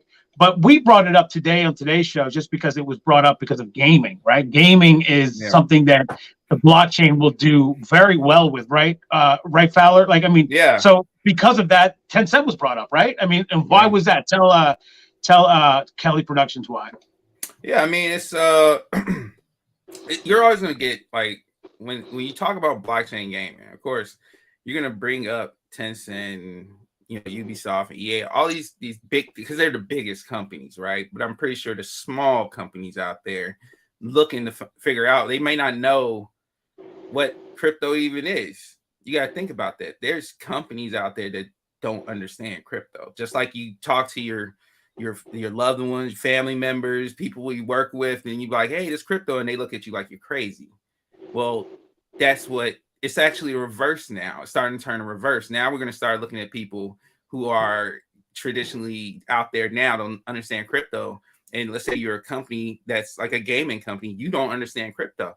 Now you got to come to crypto people and, hey, teach me crypto. Well, we're looking at you crazy, man. We're like almost 10 years ahead of you, dog. Like we can't go back and teach you. So will that type of company flourish? Probably not. If things go straight cloud streaming, games are starting to get played on the cloud versus having actual physical mediums. If those aren't there anymore, there's a lot of companies get put out of business, just like when the musicians and everybody stopped relying on CDs. Just like you said, they were making at one point, when an artist would drop their hot album, what happened? 800 million, bam, Eminem, right? Yep. But you take that away, Spotify comes. What happens to the company that was making the disc? Right? We're not making profits no more. How are we going to stay in business? And you're like, well, we're not flourishing anymore. Let's take it and run. There's going to be a lot of companies out there like that in the gaming world. There's going to be a lot of them because they're not going to be able to keep up with the new age of blockchain gaming. That is how it is. There goes Jason Bangett. He says partnership with Australian gaming company blockchain Animoca brands would be huge. They made Sandbox, Decentraland, NBA Top Shots, etc., and more. We should look into them. We have good news for you, Jason Bangett. That is Adrian, right? So we can assure you that they're looking into all of that. We're gonna wrap it up now. Fowler, go ahead with your final words, like 10 or 15 seconds, and then we're gonna do the rundown and wrap it up. Well, guys, I mean, you're hearing what the future talk is around blockchain. It's going to be gaming, right? So now that you're hearing all this, you should kind of be looking. I'm not going to give you any financial advice, but you should really start looking at your portfolios as far as gaming and blockchain. That's where it's going to be at. So keep listening, keep absorbing this information, but it's going to pay off in the next year, 2, 3, because it's coming. This stuff is coming. So absolutely, heard it from your boy. Triple Moon Goddess was here. Biz Entertainment was here, putting in the link for your channel, Fowler. Thank you so much for that. Jason Bangett was here. There goes Kelly Productions, who was here. El Neni was here. Yaz K was here. C Titch was here. Andrew Avery was here. Notorious One was here. Iris Disla. There goes MAGA Warzone, big contributor to the show today as well. Thank you so much. Iris Disla as well. Robert Cato was here. Jalen was here. Iris Disla, I said that already. Biz Entertainment. There goes the Greek DeFi Guru. There goes Live Freedom. There goes Because You Can Too. Put your name in the bottom so I can get to you if I don't get to you now. There goes Miguel, who was also here. I'm going to go all the way to the top. If I didn't get you, put your name at the bottom now so that I can be able to shout your name out at the end. And we're going to wrap it up. Possibly coming on later. It depends on if anybody else wants to do their live shots. If they do, then I'm not going to stand in the way. I'll just get on with them. But, if nobody wants to go live, I will go live later on tonight. You know why? Because why not? You guys want it. You guys love it. So we will be seeing more of me somehow, some way later on today. To lead us off on either one of our channels was Biz Entertainment. John Kano was second, and to round up the top three, there goes Triple Moon Goddess. There goes Todd Warner, Mela Fella Crypto, Tartan Madman was here, Lady Chain, Tartan Madman, Brian Payne was here, Sharon, Dursel Tech was here, and down at the bottom, if I didn't get to you, who was here? Mrs. Worldwide was here, Igor was here, Mary Justin was here. I am not American, but I love President Trump. All the big tech and media belong to Democrats. No, they don't. This is what I'm talking about. Like Fowler, this is the kind of crap that is just believed for some reason. Like, no Democrats own anything. Like, I'm sorry, no Republicans don't own anything. It's only Democratic. Like, it's just insanity that causes people to think this way. It is not true. That's not the way it goes. All the big tech belong to the Democrats, and they can write narratives what they want. No, they cannot. It's not the way. That's not the way it goes. Yeah. It's obvious that they treat Trump with double standard communists. That's coming from someone who loves President Trump, Fowler, who, by the way, wants to remain president for the rest of his life and then also hand it down to his son. What's that called? Man, communism. Communism. Yeah. Big time. Thank you, Mary Justin, for bringing another wrong opinion to the channel. But you know what? You're completely wrong. Whenever you're somebody that doesn't want to ever leave office because you think you won even though you lost, that is part of the reason that he was not reelected, because people could see right through that. Daryl Everett was here. Thank you so much. 557 was here. Because You Can Too was here. Thank you, everybody, for being here. Anybody else? Last second. This is it. If I didn't say your name, you want me to say it, go ahead. Brian, if you're going to say it, go ahead, say it now. Yes, Kay. Thank you so much for putting down the crazies, Daniel. I will continue. I love the fact that people think that Democrats are the only ones who own big tech. Like Republicans looked at that industry and said, "No, that's not for us. Yeah, we're not going to do that." I'm not interested in making trillions of dollars. Why would I do that? There's Republican it's only engineers, Democrats that were smart enough to do there's it. Republican engineers and there's Democratic engineers. Everybody has the ability to create. And they all work together, everybody. They're all part of the matrix. It's part of the same thing. It never will ever change. I appreciate everybody being here. Thank you, everybody, for your participation, especially all of the Republicans. I love when they continue to say their stuff. It's crazy, but it's funny, and it's also fun to talk about. Thanks, everybody, for being here. We'll see you next time.